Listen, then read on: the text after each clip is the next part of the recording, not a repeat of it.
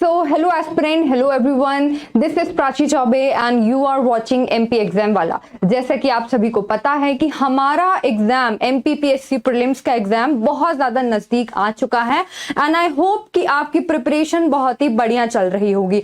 हम आपके लिए एक बैच लेके आए हैं, जैसा कि आप सभी जानते हैं। इस बैच का नाम है अभिमान। So here I am with you, I am here with you to discuss some of the most important topics related to your prelims examination जो अभी आपका होने वाला है। एंड टुडे और आज, जैसा कि आप सभी जानते हैं कि हमने एंशिएंट और मिडाइवल के एक जो भी रफली जितने भी इंपॉर्टेंट टॉपिक्स हैं, जो भी आपके प्रीलिम्स एग्जामिनेशन के लिए जो कुछ भी आपका इंपॉर्टेंट है, वो हम ऑलरेडी डिस्कस कर चुके हैं। और जैसा कि आप सभी जानते हो कि हमारी जो हिस्ट्री की यूनिट है, हमारी हिस्ट्री की यूनिट में जो आपके एंशिएंट और मिडाइवल के बाद जो टॉपिक मेंशन है, that is socio religious reform that took place in 19th and 20th century. Getting the point or not? तो आज हमारा टॉपिक बच्चों यही होगा, 19th और 20th सेंचुरी से रिलेटेड क्वेश्चंस के बारे में।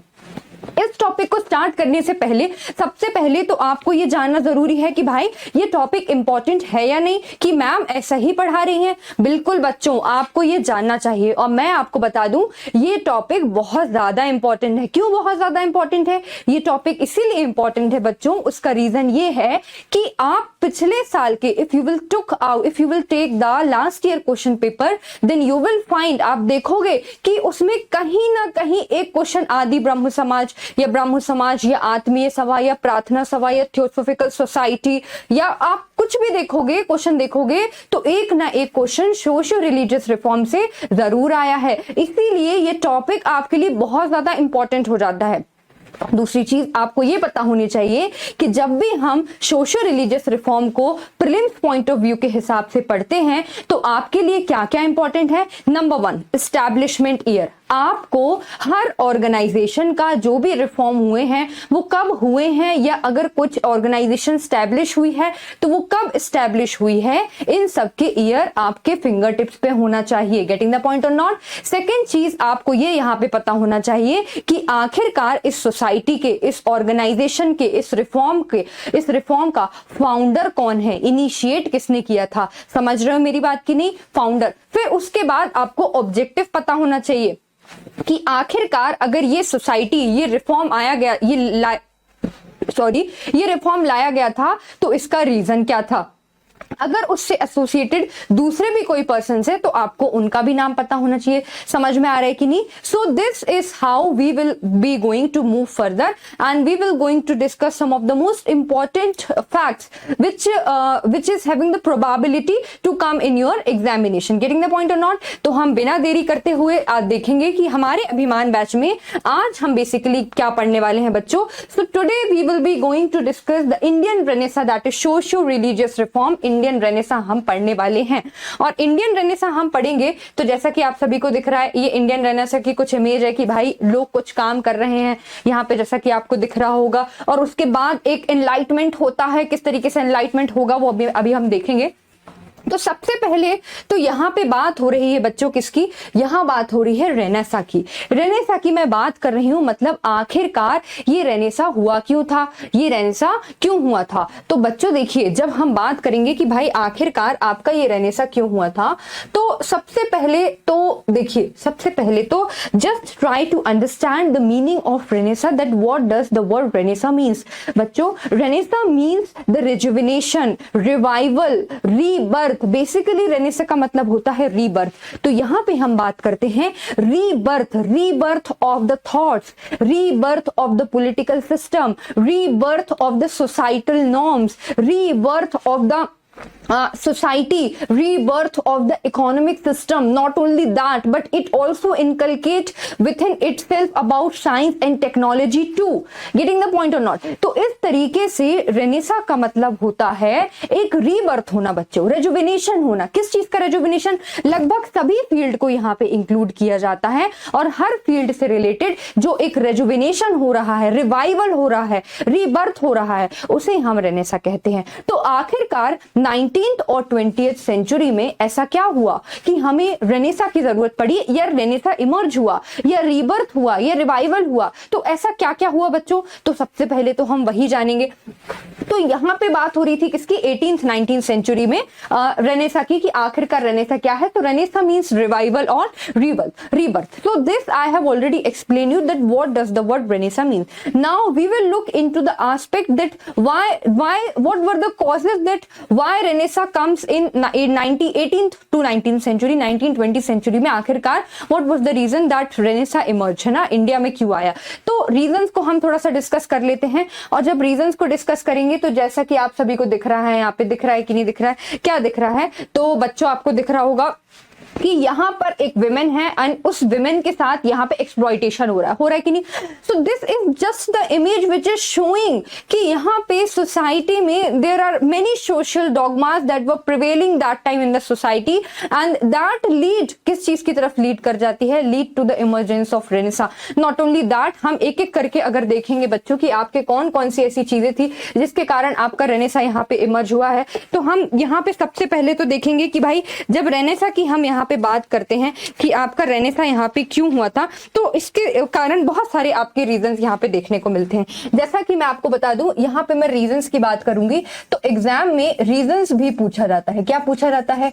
रीजंस। जब रीजंस की बात करेंगे तो सबसे पहले सिंपल पे आप आइए। जैसे कि सबसे पहले हम बात कर लेते हैं सोशल रीजंस की। किसकी बात कर लेते हैं? Social reasons. सोशल रीजंस क्या क्या थे? तो सोशल रीजंस की जब हम बात करेंगे तो हमारे पास यहाँ पे आ जाता है बच्चों नंबर 1 पे untouchability. There was untouchability prevailing that time in large number, है ना, अनटचेबिलिटी। तो अनटचेबिलिटी बहुत बड़ा भाई, जो आपके शूद्रास थे उनके साथ अनटचेबिलिटी बहुत ज्यादा होती थी, उन्हें मंदिर में नहीं जाने दिया जाता था। In fact in the Gupta age you will see that Shudras were called by the derogatory name that is Chandalas. तो आप देख सकते हो कि काफी ज्यादा अनटचेबिलिटी प्रिवेल हो रही थी सोसाइटी में। उसके बाद हम देखेंगे कि सोशल डॉगमा बहुत ज्यादा था। सोशल डॉगमा बहुत ज्यादा प्रिवेल कर रहा था। उसके बाद हम देखेंगे कि भाई सती सिस्टम, सती प्रथा थी। देन उसके बाद हम देखेंगे कि आपकी चाइल्ड मैरिजेस हो रही थी, चाइल्ड मैरिजेस हो रही थी। देन उसके बाद हम देखेंगे कि चाइल्ड मैरिज के बाद विडो रीमैरिज नहीं हो रही थी, विडो रीमैरिज जो है वो नहीं हो रही थी। तो इस तरीके से आप कह सकते हो कि काफी ज्यादा यहाँ पे नॉर्म्स हमें दिखाई देने को मिल रहा है। उसके बाद यहाँ पे आप कह सकते हो कास्ट सिस्टम भी बच्चों बहुत ज्यादा रिजिड था, बहुत ज्यादा। उसके बाद अगर हम सोशल रीजंस को हटा भी देना बच्चों, तो अकेले सोशल रीजंस नहीं थे, उसके बाद काफी सारे आप देखोगे कि रिलीजियस रीजन भी थे। रिलीजियस रीजन में यहाँ पे हमको देखने को मिलता है भाई आइडल वर्शिप, मूर्ति पूजन, बहुत ज्यादा आइडल वर्शिप हो रही है, आइडल वर्शिप। सेकंड हम रिलीजियस को देखेंगे कि तो भाई यहाँ पे आ जाएगा आपका रिलीजियस पेजेंट। रिलीजियस जो पेजेंट है वो काफी ज्यादा यहाँ पे प्रिवेल कर रहा था। रिलीजियस को भी अगर आप हटा दोगे तो भाई रिलीजन के बेसिस पे और भी कई सारे आपके सुपरस्टिशियस बिलीफ चल रहे थे, सुपरस्टिशियस बिलीफ। तो इस कारण से ये रिलीजियस कारण भी हो जाते हैं, जहां पर आप कह सकते हो कि आप एक बात मुझे बताओ, अगर आपके कई सारे नॉर्म्स बहुत साल से चले आ रहे हैं, अगर आप मान लो कि आप मान लीजिए कि चलिए आपके गुप्ता एज में, है ना, ये मैं बात कर रही हूँ गुप्ता में आपके कई सारे ये जितनी भी नॉर्म्स मैंने जितनी भी प्रॉब्लम्स बताई हैं, मान लीजिए ये गुप्ता एज में थी, लेकिन अब आप चुकी है 18th 19th सेंचुरी, तो क्या यहाँ के लोग इस चीज को एक्सेप्ट करेंगे? अगर बेवकूफ होते, इलिटरेट होते, दिमाग ही नहीं होता तो कर लेते, क्योंकि बेवकूफ कौन होता है? बेवकूफ हम कहते हैं ना कि अगर कोई किसी की बात में आ रहा है, अगर कोई किसी की बात को सुन रहा है, तो जो सुना रहा है वो बेवकूफ नहीं है, बल्कि जो उसकी बात मानकर उस पे वर्क कर रहा है वो बेवकूफ है। क्यों? क्योंकि उसे खुद का एनालिसिस करना नहीं आता है। समझ में आ रहा है? क्योंकि उसके कान कच्चे हैं, उसको कोई गलत भी बोलेगा तो भी वो मान जाएगा। तो वही बात है यहाँ पे इस चीज को कोई एक्सेप्ट करने को तैयार नहीं था, इन सारी चीजों को, क्योंकि इनके ड्रॉबैक्स बहुत ज्यादा थे। इसके अलावा अगर बच्चों में रिलीजियस को भी हटा दूं ना, अगर यहाँ पे मैं रिलीजियस को भी हटा दूं तो आप देखोगे यहाँ पे एक्चुअली क्या होता है, एक डोमिनो इफेक्ट होता है, domino effect. And what is this domino effect? Domino effect means there were large number of, domino effect का मतलब होता है यहाँ पे कई सारे, आप ऐसे देखोगे बच्चों की कई सारे उस टाइम पे जब हमारे आप कह सकते हो we are talking about 18th and 19th century, उस टाइम पे ब्रिटिशर्स का अराइवल हो चुका था। और क्योंकि ब्रिटिशर्स जो है दे आर प्रमोटिंग इंग्लिश, है ना, they are promoting English language, English education को वो लोग प्रमोट करते हैं, क्योंकि वो इंग्लिश एजुकेशन को, वेस्टर्न एजुकेशन को प्रमोट करते हैं। तो काफी सारे इंडियंस इंग्लिश को तो समझते हैं, मतलब कि वेस्टर्न एजुकेशन को तो पढ़ना ही चाहते हैं। तो जब वो वेस्टर्न एजुकेशन को पढ़ते हैं ना, तब क्या होता है, जब वो वेस्टर्न एजुकेशन को पढ़ते हैं तब बच्चों ये होता है कि जब वेस्टर्न एजुकेशन को पढ़ते हैं तो वेस्टर्न के जो थॉट्स हैं, कार्ल मार्क्स हो गए या फिर आपके और भी जितने भी वहां के लीडर्स थे, जो भी बड़े बड़े थिंकर फिलोसोफर थे, उनको भी पढ़ते हैं।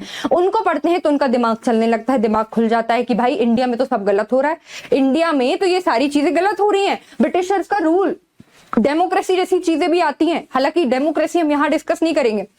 तो यही कारण है, आप कह सकते हो कि काफी सारे फिलोसोफर्स जो वेस्टर्न वर्ल्ड में थे वो एक डोमिनो इफेक्ट देते हैं इंडिया में। तो इस तरीके से एक डोमिनो इफेक्ट भी होता है, समझ में आ रहा है कि नहीं? उसके बाद हम यहाँ पे देखेंगे कि यहाँ पे क्या होता है बच्चों, एक और चीज हमें देखने को मिलती है, that is arrival of Muslims. क्या देखने को मिलती है? अराइवल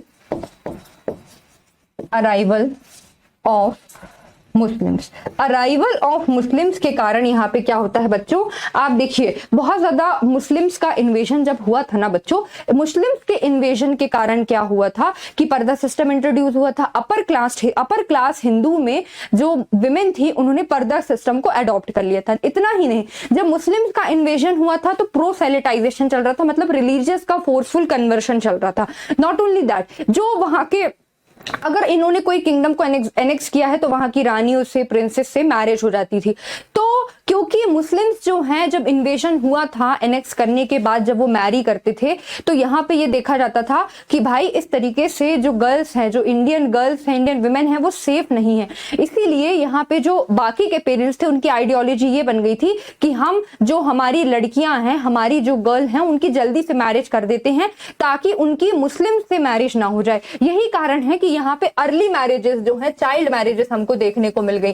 तो इसीलिए आप देख सकते हो कि मुस्लिम के अराइवल ने भी दो, हम कह सकते हैं कुछ पॉजिटिव इंपैक्ट भी देखने को हमें मिले, for example in architecture, infrastructure development. But अभी हम यहाँ पे बात कर रहे हैं कॉजेस की, तो कॉजेस की बात करेंगे तो उसमें से एक कॉज ये भी निकल के आता है, ठीक है ना। सो इसके अलावा भी कई सारे मल्टीपल कॉजेस भी हैं। सो इस तरीके की चीजें, जब ये सब चीजें बच्चों प्रिवेल कर रही थी तो इन चीजों को कौन एक्सेप्ट करेगा? कोई भी नहीं। और जहां से हम बात करेंगे, एक और सबसे इंपॉर्टेंट चीज यहाँ पे निकल के आती है, that is rise of the middle class intelligentsia. What I am talking about? Rise of middle class intelligentsia. मतलब कि यहां पे बच्चों एक मिडिल क्लास के दिमाग, इंटेलेक्ट का डेवलपमेंट होता है। जैसे ही यहां पे मिडिल क्लास के इंटेलेक्ट का डेवलपमेंट होता है तभी वो ये सारी की सारी चीजों को क्या कह देते हैं? गलत है। ये सारी की सारी चीजें गलत हैं और यही कारण है आपका रेनेसां चालू हो जाता है भारत के अंदर।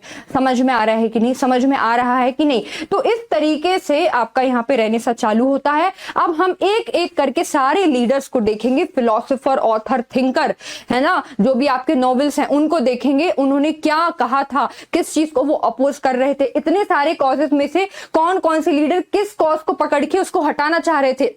तो बेसिकली रेनेसां क्यों आया था? Renaissance arrived because it wanted to uproot all the social evils, all the social dogmas from the society. मतलब कि जितने भी social evil, social dogma society में प्रिवेल कर रहे हैं, उन सबको वो जड़ से निकाल के बाहर फेंकना चाह रहा था। समझ में आया कि नहीं? तो ये आपका क्या है? रेनेसां। हम उसके बाद देखेंगे कि भाई आखिरकार आपके लीडर्स कौन कौन से इमर्ज हुए हैं। तो लीडर्स कौन कौन से इमर्ज हुए हैं बच्चों? उसके लिए जैसा कि आप सभी जानते हैं कि आप देख रहे हो भाई विमेन के ऊपर अत्याचार हो रहा है कि नहीं हो रहा है? जो कि बिल्कुल गलत है। आज के संविधान के हिसाब से देखेंगे तो आर्टिकल 14 के हिसाब से all are equal before the law, isn't it? Yes और नो?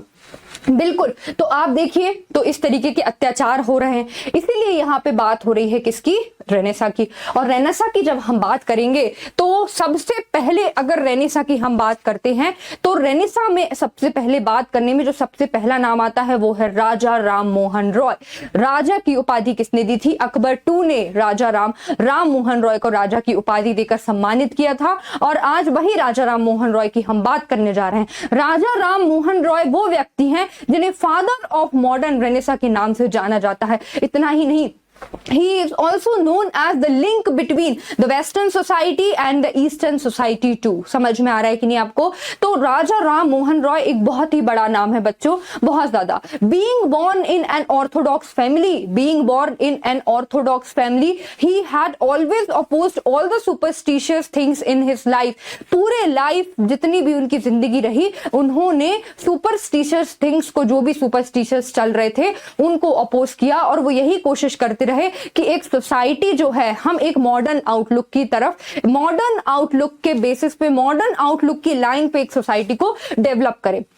तो राजा राम मोहन रॉय की जब मैं बात करूंगी तो राजा राम मोहन रॉय जो थे ना बच्चों, इनकी जो राजा राम मोहन रॉय की जो राजा राम मोहन रॉय है, I am writing here in short, Raja Ram Mohan Roy के जो फादर थे, राजा राम मोहन रॉय के जो फादर थे और राजा राम मोहन रॉय की जो मदर थी, है ना, मदर का नाम था तारिणी बाई। मदर का नाम क्या था बच्चों? तारिणी बाई। और यहीं पे अगर मैं बात करूंगी कि भाई इनके फादर का नाम क्या था राजा राम के, तो फादर का नाम आपको पता होना चाहिए। इनके फादर का नाम था रमाकांत। क्या नाम था इनके फादर का? रमाकांत। फादर का नाम था रमाकांत और मदर का नाम था तारिणी बाई। तो जो बच्चों रमाकांत थे ये वैष्णवाइट थे। कौन थे? वैष्णवाइट थे। और वहीं पे बात करूंगी तारिणी बाई की, तो ये कौन थी? ये शैवाइट थी। शैवाइट है ना, ये शैवाइट थी। तो जो वैष्णवाइट थे इनके फादर, ये चाहते थे कि राजा राम मोहन रॉय को वेद पढ़े और साथ में ये हिंदुइज्म को प्रमोट करें। वहीं इनकी मदर क्योंकि एक शैवाइट थी, इनकी मदर कौन थी? इनकी मदर शैवाइट थी कि नहीं थी? यस और नो?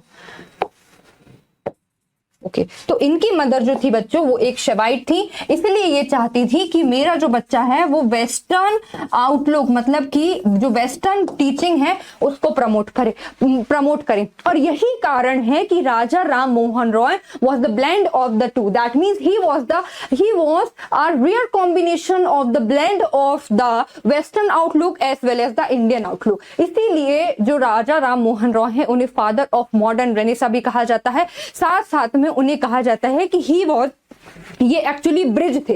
किसके ब्रिज थे? ये ब्रिज जो थे ना बच्चों, ये ब्रिज थे किसके बीच में?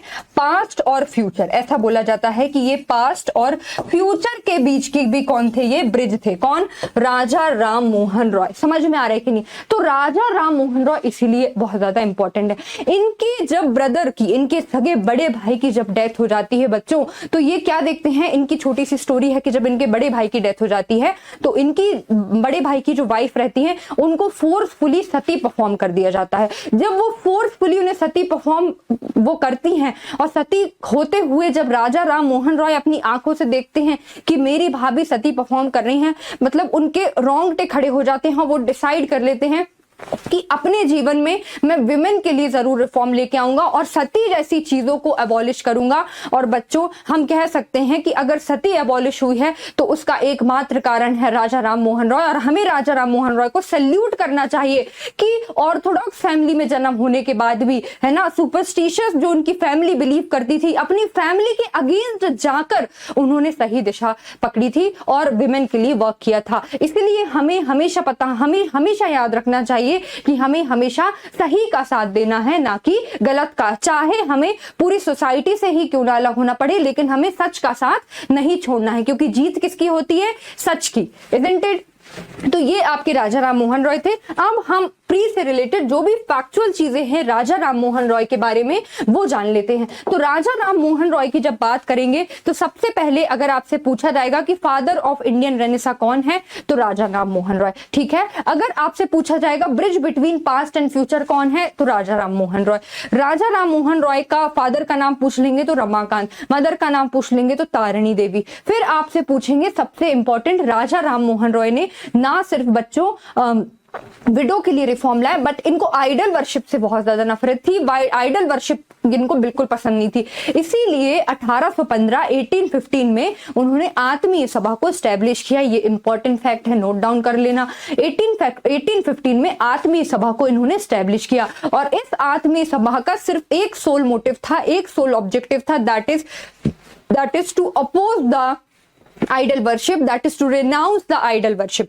मतलब ये एक्चुअली कहते थे मूर्ति पूजा को नहीं करना है। दूसरी चीज, ही believed in monotheism, he believed in monotheism and he discarded polytheism. He believed in pantheism, and what is this pantheism now? Pantheism means the god did not reside within the four corners, within the four walls of the within the what is this pantheism means? Pantheism means the god did not reside within the four corner of the wall, but he is omnipresent, that is he is present all over the world, in the soul and the heart of every life, every human being, every living being। तो समझ में आए कि नहीं?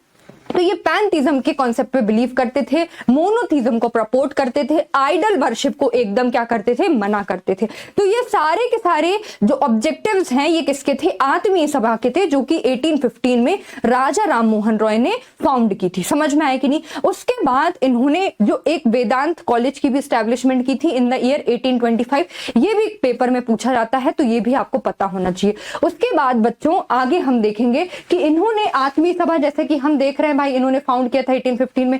Hindu college बहुत important, Hindu college इन्होंने 1817 में found किया था, और किसकी मदद से किया था? अलॉन्ग विथ राधाकांत देव। ये पूछेंगे पेपर में, हिंदू कॉलेज, तो हिंदू कॉलेज 1817 में।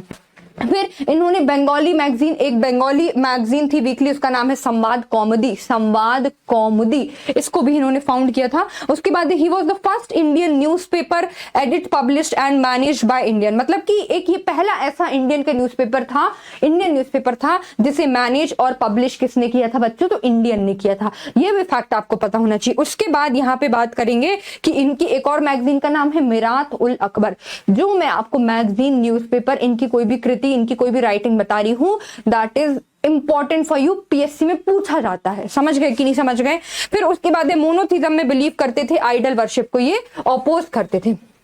आगे चलेंगे तो आप देख रहे हो भाई, कुछ ना कुछ यहाँ पे हो रहा है, लोग बैठे हुए हैं, और यहाँ पे ये एक तरीके से आप कह सकते हो कि राजा राम मोहन रॉय जो है, जस्ट इमेजिन कि ये राजा राम मोहन रॉय है। You have, history is all about imagination, because we can not go into the past, है ना, और हम चीजों को नहीं देख सकते हैं। We can not see the Raja Ram Mohan Roy, Mahatma Gandhi, Swami Vivekananda, Dayanand Saraswati in the reality, right, because they have all, though they are immortal, आज भी हमारे बुक्स में, आज भी हमारे जीवन में, आज भी हमारे माइंड में वो प्रेजेंट है। But history is about imagination, you have to imagine by some pictures or by your creative mind, ठीक है ना। तो आप इमेजिन कर सकते हो कि लोग बैठे हुए हैं, कुछ ना कुछ डिस्कशन हो रहा है कि भाई पॉलीथीज्म को हटाओ, मोनीथीज्म, मोनोथीज्म को लेके आओ, पैंथीज्म को लेके आओ, आइडल वर्शिप को हटाओ। तो these are all the things that is going, कहां पे चल रही हैं आपकी? तो ये आपके चल रही हैं यहाँ पे। फिर उसके बाद यहाँ पे बात हो रही है बच्चों राजा राम मोहन रॉय की। वापस से यहाँ पे कुछ कुछ और इंपॉर्टेंट चीजें हैं कि भाई इन्होंने वेदांत कॉलेज को स्टैब्लिश किया था इन द ईयर 1825, जैसा कि मैं आपको बता रही हूँ। उसके बाद यहाँ पे अगर हम बात करेंगे कि इन्होंने और क्या क्या चीजें लेके आए थे, तो सोशल रिफॉर्म की जब हम बात करेंगे, सॉरी रिलीजियस की हमने बात कर ली, रिलीजियस रिफॉर्म में आइडल वर्शिप और इन चीजों को इन्होंने हटाया था। फिर उसके बाद अगर हम बात करेंगे कि राजा राम मोहन रॉय ने हिंदुइज्म को डिफेंड किया था and its Vedanta philosophy from ignorant attacks of Christian missionary. Actually जब शुरुआत में ये किसको सपोर्ट करते हैं? ये सपोर्ट करते हैं वेस्टर्न एजुकेशन को। तो क्रिश्चियन मिशनरीज बड़े खुश हो जाते हैं, वाह वाह वाह, राजा राम मोहन रॉय तो बढ़िया इंसान है, ये हमारा सपोर्ट कर रहा है और खुद की सोसाइटी को क्या कर रहा है? डिस्कार्ड कर रहा है, मतलब खुद की सोसाइटी में ऐसे काम कर रहा है जो उसी की सोसाइटी के लोगों को पसंद नहीं है। तो क्रिश्चियन मिशनरीज इससे बहुत खुश रहते थे। लेकिन बाद में ही उन्होंने एक बुक लिखी, परसेप्ट्स ऑफ जीसस। किसने? राजा राम मोहन रॉय ने। जैसे ही ये बुक लिखते हैं परसेप्ट्स ऑफ जीसस, वहां पर बच्चों क्या होता है, अब वहां परसेप्ट्स ऑफ जीसस लिखते हैं और उसमें कुछ क्रिटिसिज्म कर देते हैं क्रिश्चियनिटी के बारे में। तब जो क्रिश्चियनिटी है, जब जो क्रिश्चियन मिशनरीज हैं वो बिल्कुल डर जाते हैं किससे? राजा राम मोहन रॉय से, और फिर वो उनसे गुस्सा हो जाते हैं।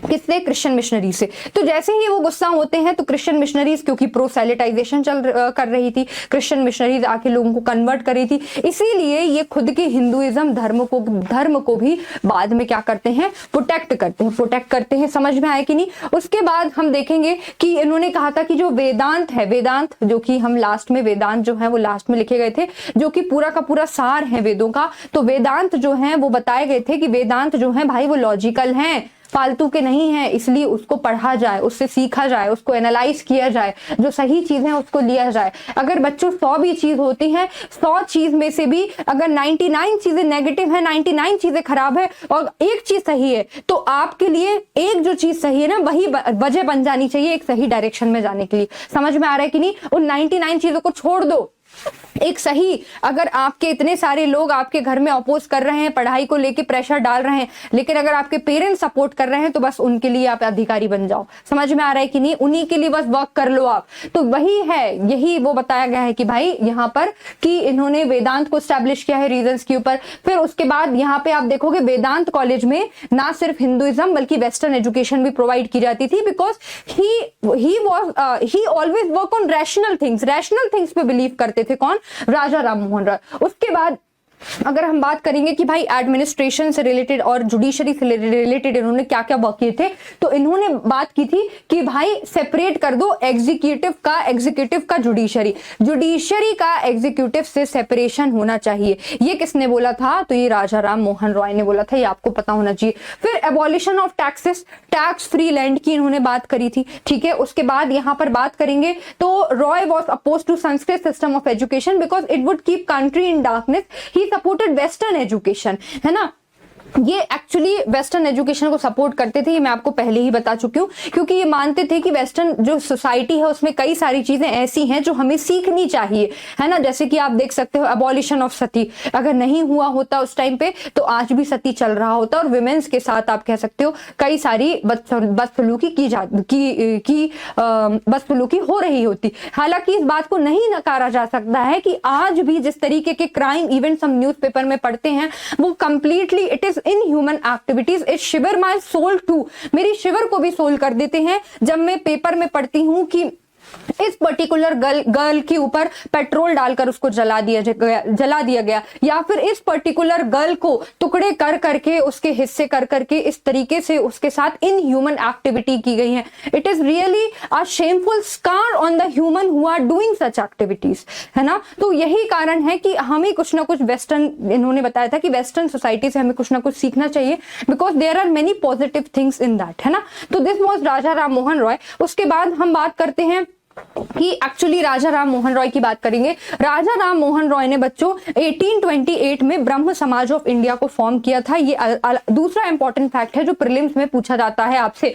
This is Raja Ram Mohan Roy, a very, आप कह सकते हो very masculine person, a very charismatic personality he was having and a very known person, है ना, बहुत ज्यादा नोन पर्सन है राजा राम मोहन रॉय। और यहाँ पर 1828 में इन्होंने ब्रह्म समाज की फाउंडेशन ले करी थी और ब्रह्म समाज का एक सोल मोटिव ऑब्जेक्टिव यही था, वो ये था कि हमें सोशल रिफॉर्म्स लाना है, विमेन में विडो रीमैरिज करानी है, सती सिस्टम को एबॉलिश कराना है। और वही सती सिस्टम 1833 में विलियम बेंटिक ने राजा राम मोहन रॉय की मदद से सती का एबॉलिशन कर दिया और सती परफॉर्म करने को इलीगल मान लिया था। तो आप देख सकते हो कितना बड़ा योगदान है राजा राम मोहन रॉय का विमेन्स के लिए, यस और नो। फिर उसके बाद हम बात करते हैं कि भाई इनको जो अकबर टू है ना, अकबर टू, उन्होंने राजा की उपाधि दी थी और उन्होंने ही इनको भेजा था ब्रिस्टल इंग्लैंड में। और ब्रिस्टल इंग्लैंड में ये जाते हैं तो meningitis is a brain disease, meningitis से इनकी वहां पर डेथ हो जाती है। तो पूछते हैं कि भैया कहाँ डेथ हुई थी, तो ब्रिस्टल इंग्लैंड में इनकी डेथ हुई थी। किससे हुई थी? तो मेनिंजाइटिस से हुई थी इन द ईयर 1833। तो कह सकते हो आप राजा राम मोहन रॉय इस यहाँ से जाने से पहले एक बहुत ही अच्छा काम करके गए, that is abolition of Sati. Alright, तो इस तरीके से आप देख सकते हो यहाँ पे बात हो रही थी राजा राम मोहन रॉय की। और राजा राम मोहन रॉय से ये सारे के सारे जो फैक्ट हैं बच्चों वो बहुत ज्यादा इंपॉर्टेंट है जो हमने डिस्कस कर लिया है। उसके बाद हम आगे चलेंगे और आगे आते हैं आपके देवेंद्र नाथ टैगोर, ठीक है ना। देवेंद्र नाथ टैगोर की हम बात करेंगे और देवेंद्र नाथ टैगोर की जब यहाँ पे बच्चों मैं बात करूंगी देवेंद्र नाथ टैगोर की,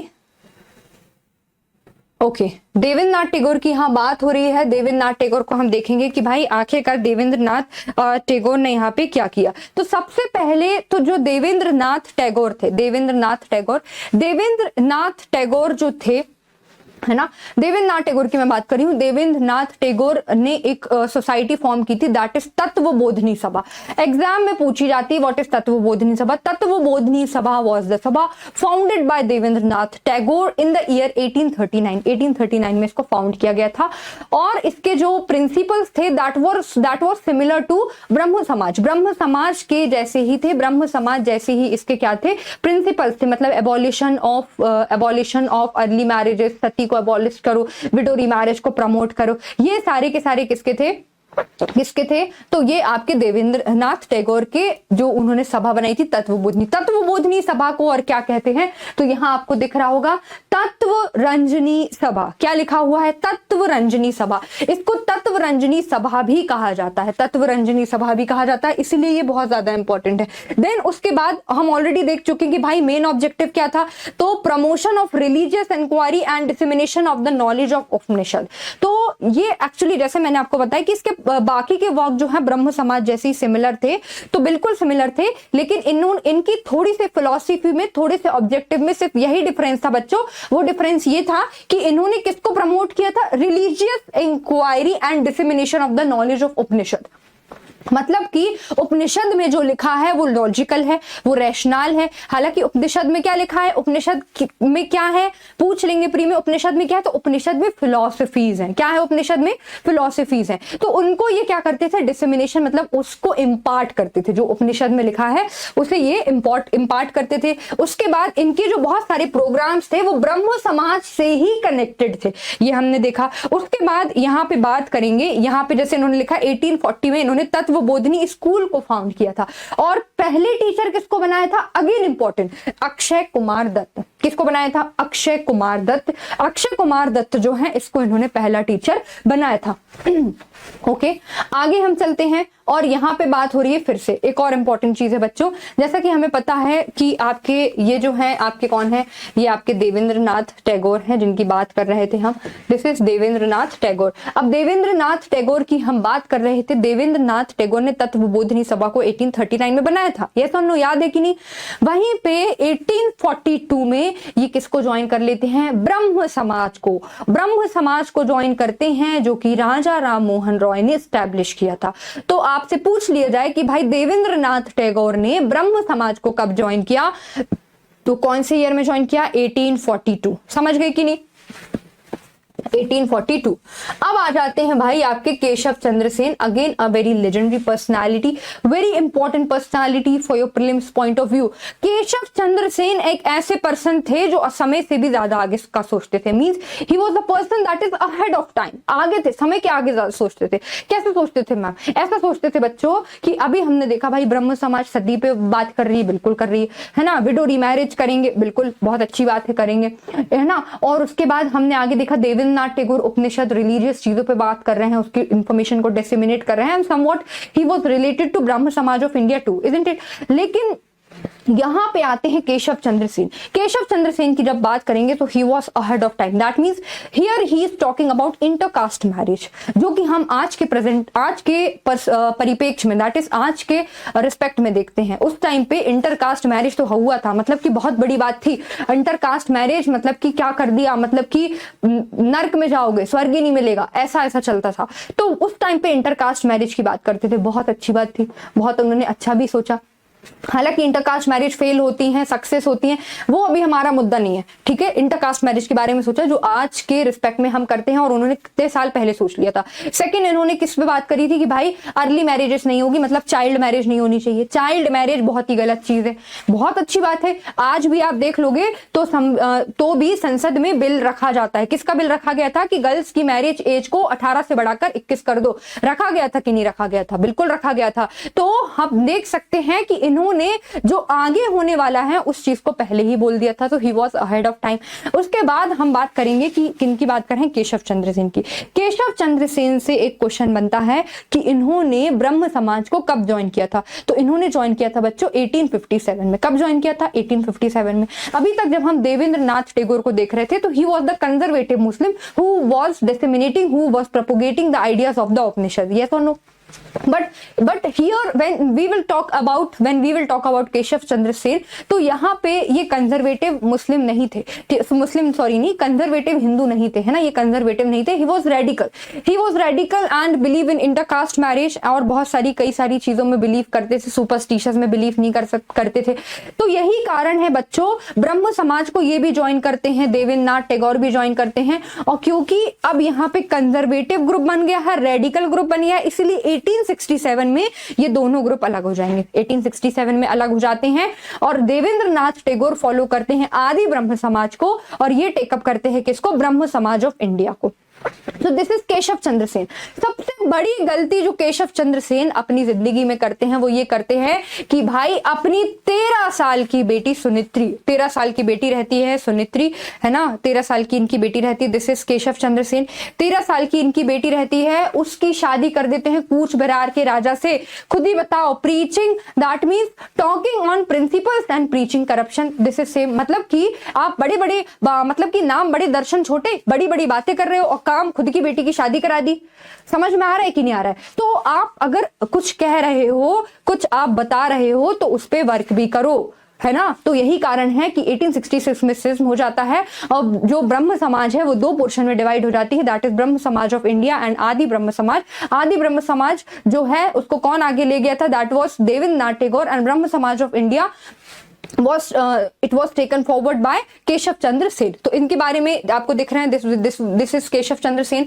एंड उसके बाद करेंगे कि इन्होंने ब्रह्म समाज को 1857 में ज्वाइन किया था, है ना। उसके बाद इन्होंने एक एस्टेब्लिश की थी संगत सभा। एक पूछा जाएगा पेपर में कि भाई संगत सभा किसने एस्टेब्लिश की थी, तो किसने की थी? केशव चंद्र सेन ने। फिर उसके बाद इन मीटिंग्स ऑफ संगत सभा में यहाँ पे क्या क्या डिस्कस करते थे? तो भाई यहाँ पे डिस्कस करते थे जिस किसी की भी कुछ प्रॉब्लम है उसको सॉर्ट आउट करेंगे, we will figure out all the problems. Come आ जाओ भाई, संगत सभा है, एक फ्रेंडली एसोसिएशन है, तो आ जाओ। उसके बाद यहाँ संगत सभा में इन्होंने ह्यूमैनिटीज, फिलैंथ्रोपिस्ट एक्टिविटीज, काफी सारी चीजों को इन्होंने आगे बढ़ाया था। कहाँ पे? संगत सभा में। उसके बाद ब्रह्म समाज को ऑल इंडिया मूवमेंट में लेके गए। उसके बाद देखेंगे कि इन्होंने वेद समाज मद्रास में, प्रार्थना समाज महाराष्ट्र में जो थे वो इसी से इंस्पायर्ड थे। किससे? केशव चंद्र सेन से बड़े ही इंस्पायर्ड थे। बाद में धमाका भी होता है, ठीक है ना। फिर आप देखो कि ये रेडिकल सोशल चेंजेस पे ज्यादा बिलीव करते थे, जैसे कि emancipation of women, female education, intercaste marriage, anti child marriage, इन चीजों को ये ज्यादा प्रोपोगेट करते थे। और इसीलिए इनके रेडिकल रिफॉर्म्स के कारण 1866 में चेंजेस हो जाते हैं और यहाँ पे डिवीजन हो जाता है, मैं आपको बता ही चुकी हूँ।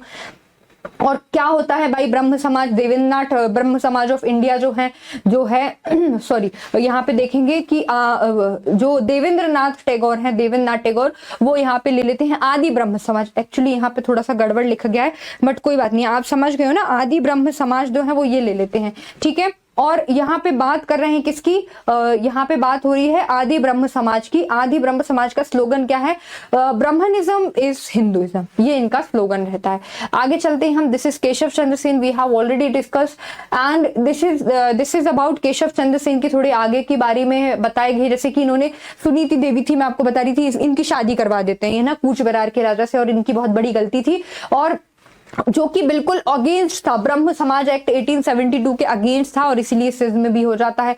उसके बाद इसीलिए जो इनकी खुद की इन्होंने जो स्टैब्लिश की थी, क्या? ब्रह्म समाज ऑफ इंडिया, इन्होंने जो स्टैब्लिश की थी, जो ब्रह्म समाज ऑफ इंडिया स्टैब्लिश की थी, उसको नव विधान भी कहते थे। और क्योंकि अपनी बेटी की शादी कर देते तो उसमें भी सिज्म आ जाता है, और वहां से साधारण ब्रह्म समाज बन जाती है। अब पूछते हैं भाई साधारण ब्रह्म समाज किसने बनाई थी बच्चों? तो साधारण ब्रह्म समाज जो है उनमें उनका नाम आता है, तो आनंद मोहन बोस आपको याद रखना है। क्या याद रखना है? आनंद मोहन बोस।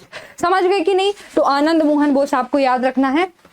ठीक है ना। So this is Keshav Chandra Sen, Indian reform association, emancipation of women, female education, इन सब चीजों पे इन्होंने वर्क किया है। Then here we will be talking about next very important movement, that is young Bengal movement. Young Bengal movement is again important for you because it was started by, इसको start किसने किया था, तो हेनरी विवियन डेरोजियन, है ना, Derozio.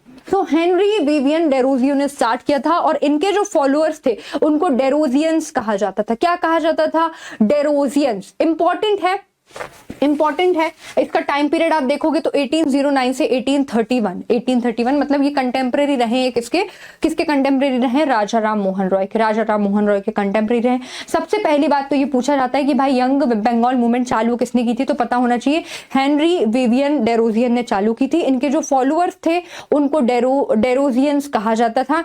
Actually इन्होंने बात किस पे की थी, ये क्यों आए थे, तो ये फ्रेंच रेवोल्यूशन से काफी ज्यादा इंस्पायर्ड थे और यहाँ पर फिर ये इंडिया की तरफ यहाँ पे वॉक करते हैं। He was Anglo Indian and teacher at Hindu college, Anglo Indian थे, हिंदू कॉलेज में ये टीचर भी थे। उसके बाद Derozio asked people to think freely and rationally, love, liberty, equality, freedom. French revolution के तीन ही कॉन्सेप्ट आपके चलते हैं, इक्वालिटी, लिबर्टी, है ना, ये इक्वालिटी, फ्रेटर्निटी, इक्वालिटी, लिबर्टी, ये सब चलता है। तो ये सारी की सारी जो चीजें हैं इसी को प्रोपोगेट करते थे कौन, आपके डेरोजियो, है ना, जो आपके हेनरी विवियन डेरोजियो हैं ये। उसके बाद यहाँ पे हम बात करेंगे तो यहाँ पे ये एक्चुअली पता है ये बहुत छोटे होते हैं और 22 साल की उम्र में ना इनकी डेथ हो जाती है। तो यहाँ पर ये जो मूवमेंट है ये सप्रेस हो जाती है और आगे बढ़ नहीं पाती है, इसलिए ये इनका नाम बहुत इंपॉर्टेंट है। This is Henry Vivian Derozio. आपको दिख रहा है कि भाई कितनी कम उम्र के बच्चे जैसे दिख रहे हैं, लेकिन मैं आपको बता दूं, it is not necessary that you always have experience. If you have will to change the society then आप उस चीज को कर सकते हो और आप आगे बढ़ सकते हो। And the very good, very finest example of that is Henry Vivian Derozio. तो हेनरी विवियन डेरोजियो जो है वो एक बहुत ज्यादा फाइन एग्जांपल है इस चीज का, that if you have will to change the society then you can. It doesn't matter what your age is, what your gender is, what your experience is. समझ में आया कि नहीं। तो ये आपके हेनरी विवियन डेरोजियो हैं। उसके बाद हम बात करेंगे कि डेरोजियो की मेन डिमांड कौन कौन सी थी। तो आप देख सकते हो भाई इनकी डिमांड थी कि इंडियंस को हाई सर्विस पे रखा जाए, मतलब कि जो हमारी जो गवर्नमेंट थी, ब्रिटिश सरकार थी, उनकी आर्मी में जितने लोग थे तो वो पूरे के पूरे इंग्लिश थोड़ी थे, उसमें इंडियंस भी थे। तो वो कहते थे कि इंडियंस को हाई पोस्ट पे रखा जाए। उसके बाद यहाँ पे जो रैयत है, रैयत मतलब पेशेंट जो है, उनको प्रोटेक्शन दिया जाए, मतलब कि उनका एक्सप्लॉयटेशन ना हो जमींदार के द्वारा। उसके बाद इंडियन लेबर को अच्छे से ट्रीट किया जाए। नेक्स्ट यहाँ पे कहते हैं कि freedom of press, because press is acting as a link, it is acting as a bridge between government and the innocent people, innocent Indian, and that is why he was in the favour of freedom of press. Getting the point or not.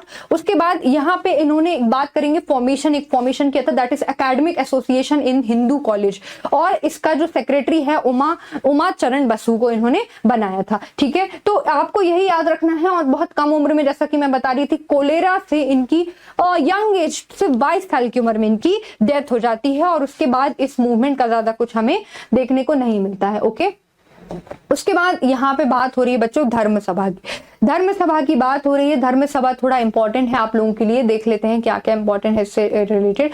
धर्म सभा जो है बच्चों, okay, धर्म सभा की हम बात करेंगे। तो धर्म सभा को फाउंड किसने किया था, तो एक नाम आता है राधाकांत देव। क्या नाम आता है, राधाकांत देव। ये आपको याद रखना है, इंपॉर्टेंट नाम है, इसीलिए इससे आपको ये भी याद रखना है कि भाई धर्म सभा फाउंड कब हुई थी, तो 1830 में फाउंड हुई थी। सॉरी, किसने इसको फाउंड किया था, तो उसका नाम आपको याद रखना है, राधाकांत देव ने इसको फाउंड किया था। उसके बाद ये कंजर्वेटिव एक हिंदू थे, कंजर्वेटिव हिंदू थे। और उसके बाद हम देखेंगे कि he was adopted son of Maharaja Naba Krishna Dev of Shobha Bazar Raj, और Dev was associated with Calcutta school book society. ठीक है, उसके बाद यहाँ पे देखेंगे कि इन्होंने विमेन एजुकेशन पे बहुत वर्क किया है, विमेन एजुकेशन को बहुत ज्यादा प्रमोट किया है। हालांकि धर्म सभा से आपको ईयर याद रखना है और साथ में ये याद रखना है कि इसको फाउंड किसने किया था। ठीक है, समझ गए कि नहीं। उसके बाद हम आगे चलेंगे।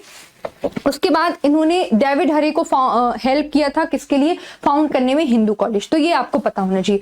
आगे हम चल रहे हैं and here we will be going to talk about Ramakrishna Paramhansa. Ramakrishna Paramhansa के बारे में हम यहाँ पे बात करेंगे। और रामकृष्ण परमहंस के बारे में जब बच्चों बात करेंगे तो एक्चुअली इनका जो आप देखोगे कि दक्षिणेश्वर दैट इज आज के कोलकाता बंगाल में प्रेजेंट, कोलकाता नहीं आज के बंगाल में प्रेजेंट है। दक्षिणेश्वर में इनका टेम्पल भी बना हुआ है। और अगर इनकी बात करेंगे so he was a mystic person. Mystic, what do you mean by now mystic? Mystic मतलब कि होता है एक ऐसा आध्यात्मिक पर्सन जो कि गॉड से ज्यादा कनेक्टेड हो, और वही कौन थे, आपके रामकृष्ण परमहंस। ठीक है, रामकृष्ण परमहंस जो है वो स्वामी विवेकानंद के गुरु थे, और इनके जो फेवरेट डिसाइपल थे रामकृष्ण के वो स्वामी विवेकानंद ही थे। एक्चुअली क्या होता है, ये बहुत ज्यादा किस पे बिलीव करते हैं, ये गॉड पे बहुत ज्यादा बिलीव करते हैं। And he also believe that to attain moksha, to attain god को पाने के लिए हमें क्या क्या करना चाहिए। तो गॉड को पाने के लिए बच्चों हमें 3 चीज करनी चाहिए। एक तो है आपका रेनेंसिएशन, मतलब कि त्याग कर दो। दूसरा है मेडिटेशन करो, जो कि आपके गौतम बुद्ध महावीर ने भी किया था। तीसरी है भक्ति, जो कि भक्ति मूवमेंट में हमने देखा था कि भाई bhakti is the ultimate thing that lead to the salvation, है ना। भक्ति जो है, अगर आपको एक्सट्रीम ऑस्टेरिटी को फॉलो नहीं करना तो भक्ति को फॉलो कर लो भाई, भक्ति को कर लो, चांट करो, गॉड का नाम लो, भक्ति करो, you will attain moksha very easily. So these were the 3 things that were propagated by Ramakrishna Paramhansa, yes, the guru of the Swami Vivekananda. तो इनके गुरु थे, ये इस चीज पे बिलीव करते थे। ठीक है, और यहीं पे फिर हम देखेंगे, ये तो हमने स्टोरी देख ली, now we will look into the important facts related to him. So Ramakrishna Paramahamsa himself founded Ramakrishna Math. इन्होंने खुद ही फाउंड किया था रामकृष्ण मठ।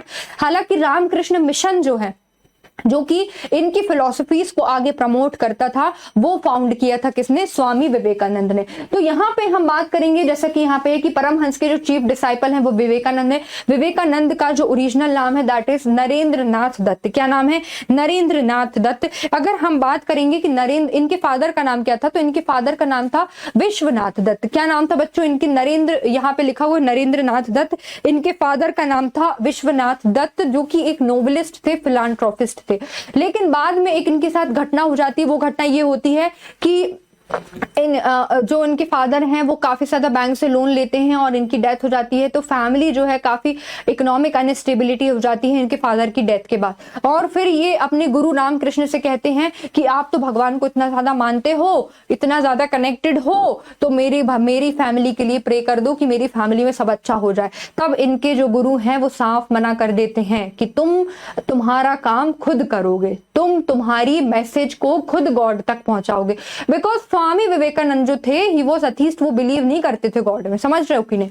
तो तब से उनकी आंखें खुलती हैं, और उनकी डेथ के बाद जो उन्होंने मैसेज दिया था कि तुम्हें खुद का काम खुद करना है, ठीक है। और उसके बाद से ही जो स्वामी विवेकानंद है वो काफी सारी चीजों को प्रमोट करते हैं और इनकी फिलॉसफीज को भी वो आगे ले जाते हैं, वो देखेंगे हम।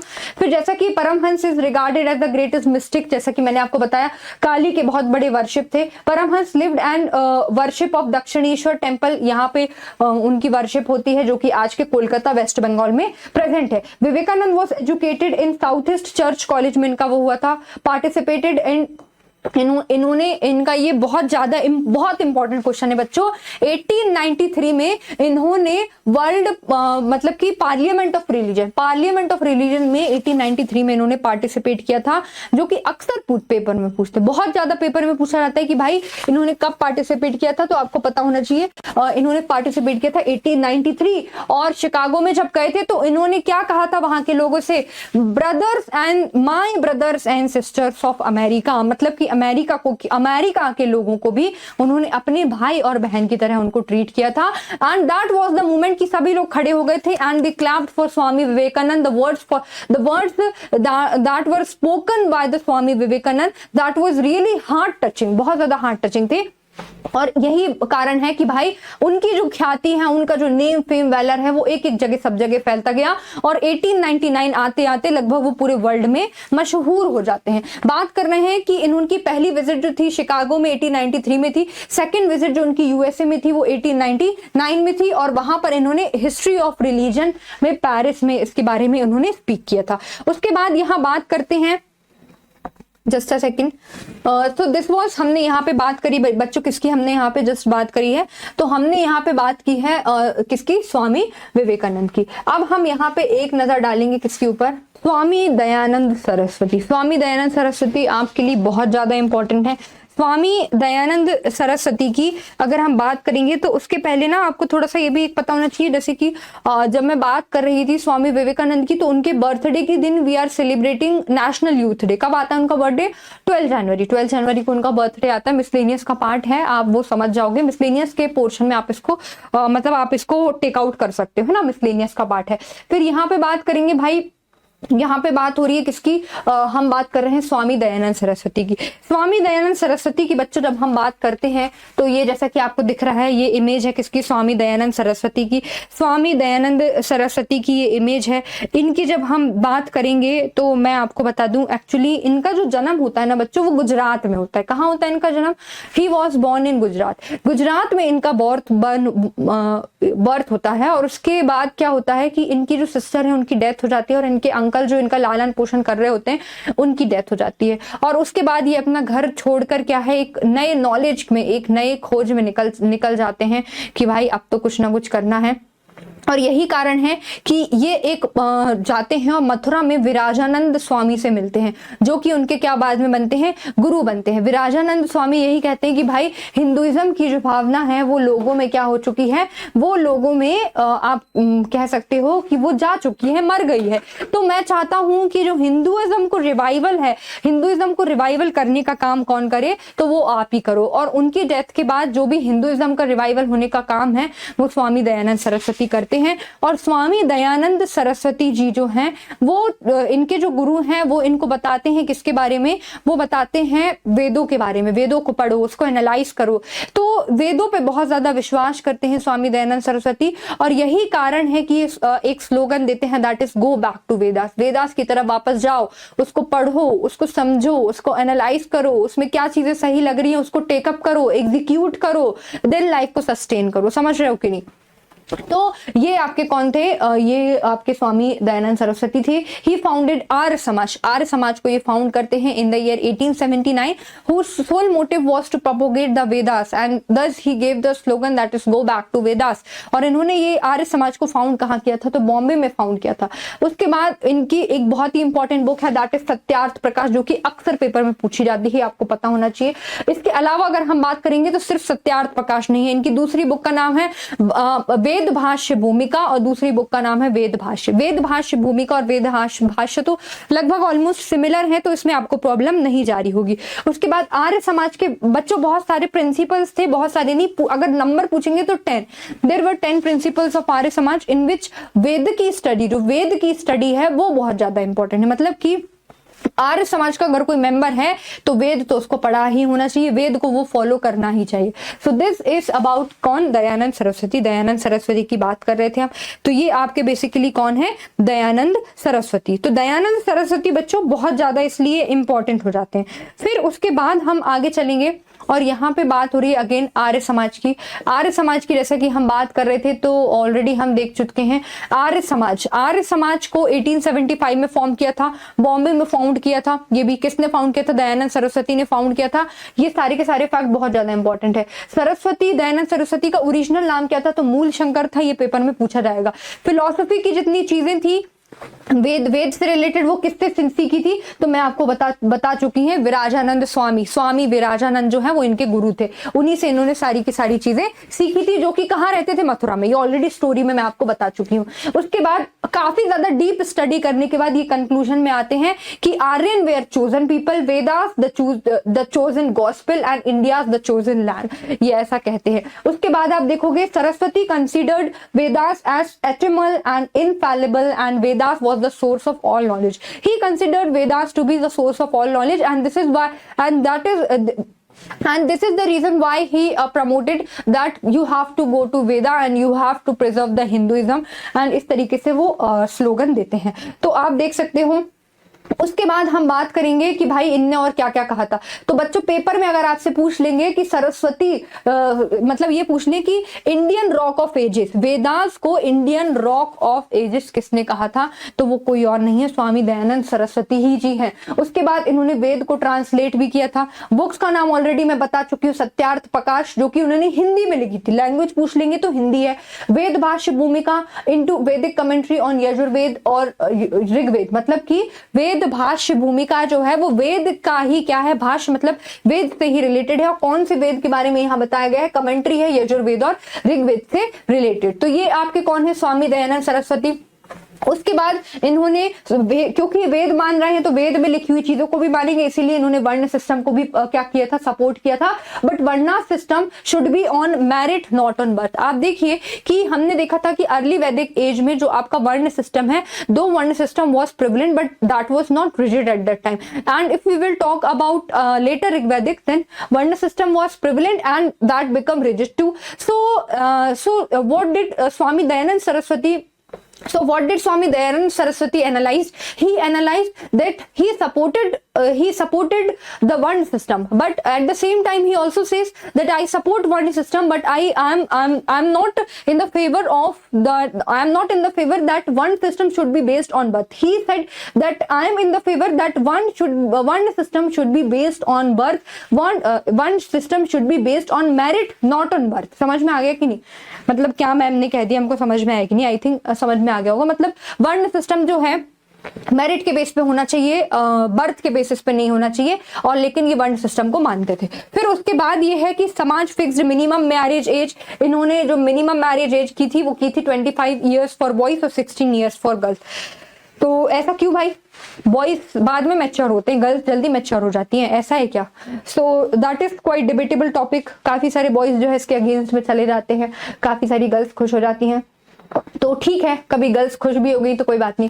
तो देखिए आगे देखेंगे, तो Samaj help the people in crisis like flood, famine, earthquake. तो बेसिकली जैसा कि हमने देखा कि भाई स्टार्टिंग में जो आपके ऑर्गेनाइजेशन बनाए गए थे, जैसे कि ब्रह्म समाज बनाया गया था, उसका कुछ और मोटिव था, ठीक है। आत्मी सभा थी तो उसका कुछ और मोटिव था, ठीक है। आपकी डेरोजियन, इन्होंने यंग बंगाल मूवमेंट थी तो उनका कुछ और मोटिव था। इनका मोटिव क्या था? इनका मोटिव था कि लोगों की मदद करना क्राइसिस में। फ्लड आ गया, फेमिन आ गया, अर्थक्वेक आ गया, किसी की तबीयत खराब है तो उसको हॉस्पिटल तक ले जाना, हॉस्पिटल एस्टैब्लिश करवाना।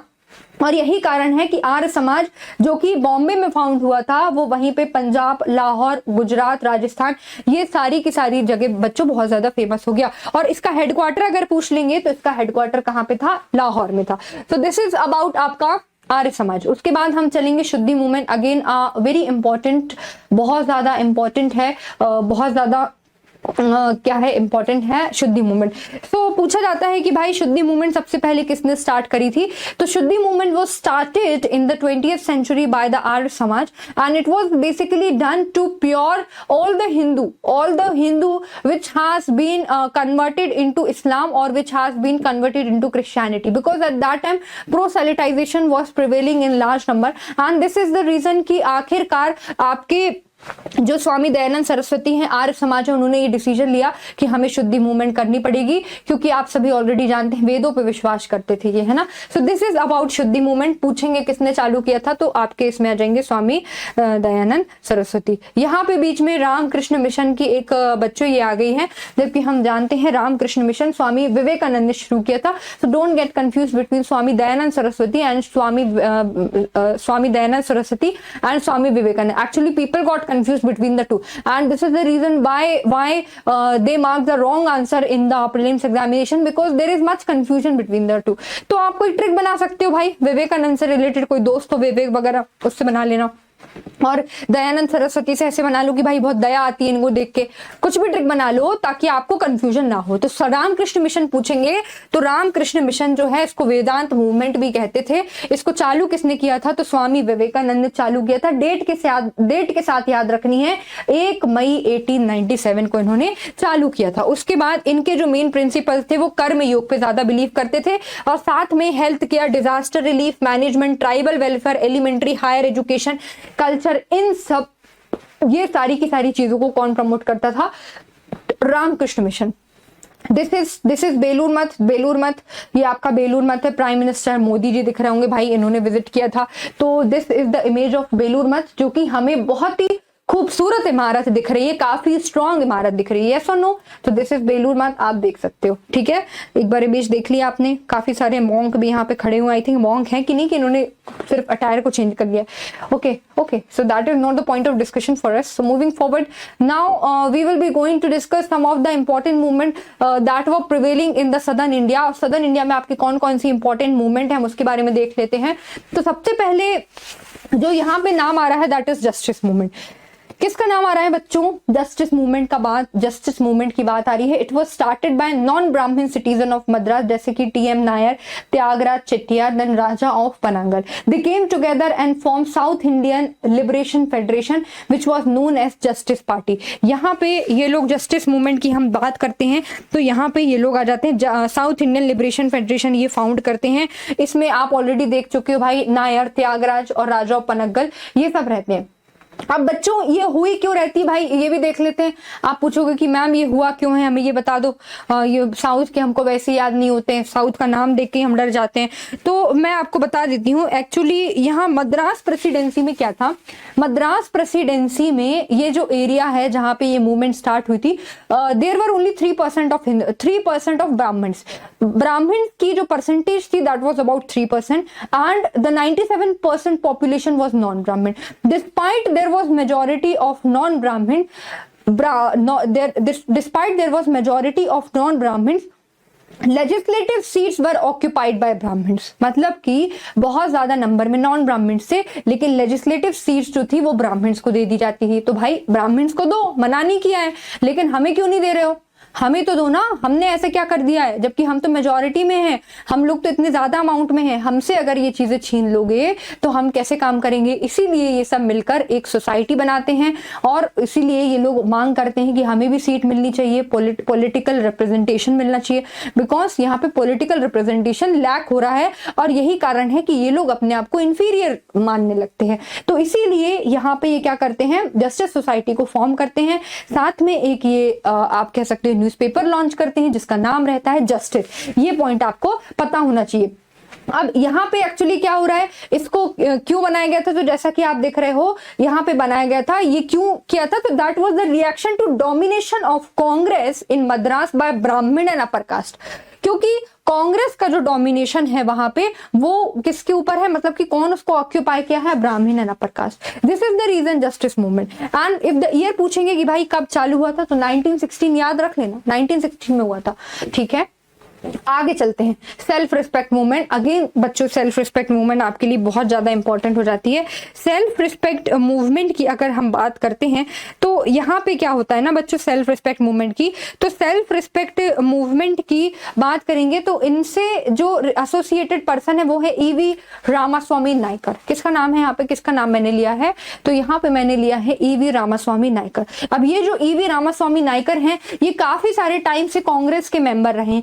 कांग्रेस के मेंबर रहने के बाद ये वहां देखते हैं कि भाई मेरे साथ बहुत गलत हो रहा है, मेरे साथ डिस्क्रिमिनेशन हो रहा है। जो चीजें जितनी भी आपकी आप कह सकते हो जितने भी आपकी फैसिलिटीज हैं, जो भी आपके लिए यहाँ पे फैसिलिटीज प्रोवाइड की जा रही हैं, वो सारी की सारी डिस्क्रिमिनेट हो रही है। मतलब हमें उतने अच्छे से नहीं मिल रही है, अपर क्लास हिंदूज ब्राह्मण्स को ज्यादा अच्छे से मिल रही है। इसीलिए ये मूवमेंट चलाते हैं। उसका नाम क्या रहता है बच्चों? उसका नाम रहता है सेल्फ रिस्पेक्ट मूवमेंट। क्या रहता है? Self respect movement. अब ये जो सेल्फ रिस्पेक्ट मूवमेंट है ये कहते हैं कि क्या हमारी कोई सेल्फ रिस्पेक्ट नहीं है, क्या हमारी कोई सेल्फ रिस्पेक्ट नहीं है, या फिर हम इंसान ही नहीं है जो इस तरीके का डिस्क्रिमिनेशन हो रहा है। इसीलिए ये एक ग्रुप ऑफ एसोसिएशन बनाते हैं, सेल्फ रिस्पेक्ट मूवमेंट को चालू करते हैं। उसके बाद कहते हैं जिस उपनिषद में लिखा है, जितनी भी रिलीजियस टेक्स्ट है उसमें लिखा है कि शूद्र ये नहीं पढ़ सकते, पुराण नहीं पढ़ सकते, उनको सुन नहीं सकते हैं, रीड नहीं कर सकते, मंदिर नहीं जा सकते हैं, तो उन सब चीज को जला के फेंक दो। तो ये बोलते हैं कि जो मनुस्मृति है उसको बर्न कर दो, हटा दो, फेंक दो। उसके बाद ये प्रमोट करते हैं बच्चों कि आप सभी जैसा कि जानते हैं कि अगर हिंदू सोसाइटी में अगर शादी होती है तो that marriage is incomplete without the priest. वैसे तो मैरिज इनकम्प्लीट होगी अगर दूल्हा दुल्हन नहीं है तो इनकम्प्लीट है, लेकिन अगर आपका ब्राह्मण नहीं है, ब्राह्मण मैरिज को नहीं करवा रहा है तो इनकम्प्लीट मानते हैं। हालांकि कोर्ट मैरिज का जो वो है वो तो अलग ही चलता है, वो so it's an debatable topic, वो हम यहाँ डिस्कस नहीं कर रहे हैं, बट अधूरा मानते हैं। तो ये कहते थे कि भाई हम मैरिज करेंगे बिना प्रीस्ट के, तो ये भी इसको भी प्रमोट करते थे। समझ में आ रहा है कि नहीं, मतलब कि मैरिज करना है फिर बिना प्रीस्ट के, बिना पंडित के हमारी कास्ट जो है वो मैरिज करेगी। उसके बाद जो टेम्पल एंट्री में जितनी भी प्रॉब्लम, जितने भी बैन लगा के रखा था, रिस्ट्रिक्शन लगा के रखा था कि ये जो पर्सन है ये टेम्पल में नहीं आएंगे, उसको इन्होंने अपोज किया। फिर जो हैंडपंप से पानी वानी भरना है उसके लिए शूद्रों को नहीं आने देते थे, तो बोलते थे वो भी भरेंगे, करेंगे। सो you can say he was working for social justice, he was working for an egalitarian society, he was working for the right of the यहाँ पे आप देख सकते हैं नॉन ब्राह्मण्स के राइट के लिए इन्होंने बहुत ज्यादा वर्क किया। अगर बात करेंगे कि इन्होंने जो इनकी मूवमेंट है उसको कहाँ चलाया था, तो he run that movement in Tamil Nadu in the year 1920s, है ना, 1920s के आसपास इन्होंने तमिलनाडु में इनकी ये मूवमेंट चली थी। तो दिस वाज आपके कौन थे, ईवी रामास्वामी नायकर। और क्योंकि आप देख सकते हो इन्होंने काफी सारे नई चीजों को ये लेके आए थे। अभी तक हम विमेन तक सीमित थे कि भाई विमेन के लिए हो रहा है, फिर हमने देखा आइडल वर्शिप रिलीजन के लिए हो रहा है, फिर इन्होंने सोसाइटी में शूद्रों को आप कह सकते हो कि उठाया था, नॉन ब्राह्मण्स को उठाया था, यस और नो। उसके बाद इनकी एक बुक है जिसका नाम है कुडी अरसा बहुत ज्यादा इंपॉर्टेंट है, इनका जर्नल है, इसका नाम आपसे पूछा जा सकता है, जिसमें मैंने आपको दिखाया wedding without Brahmin priest, forcible temple entry, burning of Manusmriti. फिर उसके बाद he was also called Periyar बहुत ज्यादा इंपॉर्टेंट है बच्चों। पेरियार का मतलब होता है ग्रेट मैन, पेरियार का मतलब क्या होता है, ग्रेट मैन। तो पेरियार वर्ड आप लोग याद रखेंगे। उसके बाद है यहाँ पे बात करेंगे कि later on Periyar came up with the concept of David Nadu, मतलब लैंड ऑफ द्रविडियंस। आप देख सकते हो काफी सारे यहाँ पे ये हैं जो कि यंग बंगाल मूवमेंट से एसोसिएटेड हैं। उसके बाद इन्होंने पॉपुलराइज की थी आर्यन इन्वेजन ऑफ डेविड, मतलब कि आपने जैसा देखा होगा कि हम एक थ्योरी पढ़ते हैं जिसमें मानते हैं कि ये जो है आपके वो कोई नहीं है, द्रविडियंस है ना, तो इनको भी इन्होंने पॉपुलराइज किया था, कास्ट सिस्टम को हटाया था, child marriage, enforced window remarriage. तो आप देख सकते हो इन्होंने न्यू बॉर्न बेबीज जो हुए थे उनको सेक्युलर नेम दिया था, एक कास्ट सिस्टम से एसोसिएट नहीं किया था। तो इसीलिए इनको क्या कहा जाता है, सोक्रेट्स ऑफ साउथ एशिया। पूछ लेंगे पेपर में सोक्रेट्स ऑफ साउथ एशिया किसे कहते हैं, तो पता होना चाहिए। Then later on he was associated with Dravid Kagasm, इससे भी ये बहुत ज्यादा एसोसिएटेड थे, तो इसीलिए आपको इनका नाम पता होना चाहिए, बहुत ज्यादा इंपॉर्टेंट है। उसके बाद हम आते हैं second Ezhava movement, that is SNDP movement. SNDP movement जो है वो बहुत ज्यादा इंपॉर्टेंट है। SNDP मूवमेंट की जब हम बच्चों बात करते हैं, SNDP मूवमेंट की जब हम बात करते हैं तो यहाँ पे एक वर्ड आता है एज़हावा वर्ड आता है। एज़हावा वर्ड की जब मैं बात करूंगी बच्चों, तो एज़हावा जो है, एज़हावा एक्चुअली ये जो मूवमेंट है ये केरल में चली थी सबसे पहली बात। Ezhava they were the untouchables of Kerala, Ezhava जो है वो अनटचेबल्स थे केरला के। फिर यहाँ पर क्या होते हैं, एक पर्सन होते हैं जिनका नाम रहता है श्री नारायण रहते हैं, श्री नारायण गुरु। इनका जो दूसरा नाम रहता है नानू आसन नाम रहता है इनका, श्री नारायण गुरु का। और श्री नारायण गुरु जो है वो इंपॉर्टेंट है क्योंकि इसी को वही स्टार्ट करते हैं SNDP मूवमेंट। SNDP मूवमेंट का पूरा जो फुल फॉर्म है दैट इज श्री नारायण धर्म परिपोलन योगम। क्या नाम है, श्री नारायण धर्म Paripalana Yogam, SNDP movement that was started by Shri Narayana Guru and he was also known as Nanu Asan के नाम से भी इनको जाना जाता है। एक्चुअली इन्होंने ये मूवमेंट इसलिए चलाई थी क्योंकि जो एज़हावा है that were untouchables of Kerala, जो अनटचेबल्स है केरल के एज़हावा, एक्चुअली वो यहाँ पे क्या करते हैं कि उनके लिए पानी नहीं भरने देते हैं, टेम्पल में एंट्री मना कर देते हैं, स्कूल में एडमिशन नहीं लेने देते हैं, कॉलेज में एडमिशन नहीं लेने देते हैं, मतलब कि उनके साथ बहुत अत्याचार होता है, एक्सप्लॉयटेशन होता है, उनको पूरी तरीके से सोसाइटी से अलग रखा जाता है। और यही कारण है यहाँ पे जो आपके दिख रहे हैं येलो कलर के कपड़ों में, दिख रहे हैं कि नहीं दिख रहे हैं, डिविनिटी फॉर्म में, ये जो श्री नारायण गुरु है ये मूवमेंट चालू करते हैं और इस तरीके से ये इनके लिए बहुत ज्यादा वर्क करते हैं, ठीक है ना। उसके बाद इन्होंने जैसे कि आप देख रहे हो कि श्री नारायण परिपोलन योगम, इसके बाद right to admission in public school, जैसा कि मैं आपको बता रही थी, requirement to government services, access to road and entry to temple, political recantation. Then Ezhava movement was later join by doctor Palpu, इन्होंने इसको ज्वाइन किया था। तो आप देख सकते हो ये कौन है आपके, so this is Shri Narayana Guru who was also known as Nanu Asan, alright. तो ये आपको पता होना चाहिए। आगे चलते हैं हम, और आगे आपका आता है भाई वैकोम सत्याग्रह। वैकोम सत्याग्रह आता है। अभी एक्चुअली बच्चों साउथ इंडिया की हम बात करेंगे तो साउथ इंडिया की ना कुछ कुछ आपकी मूवमेंट्स बची हुई हैं, तो हम एक बार देख लेते हैं भाई आपकी कौन कौन सी मूवमेंट जो है वो साउथ इंडिया की बची हुई है, तो एक बार हम उस पर नजर डाल लेते हैं। और साउथ इंडिया की जब हम बात करेंगे तो बेसिकली देखेंगे बच्चों, ओके आई थिंक हमने साउथ इंडिया की जितनी भी थी आपकी सारी की सारी मूवमेंट डिस्कस कर ली हैं। Let's move to Parsi movement.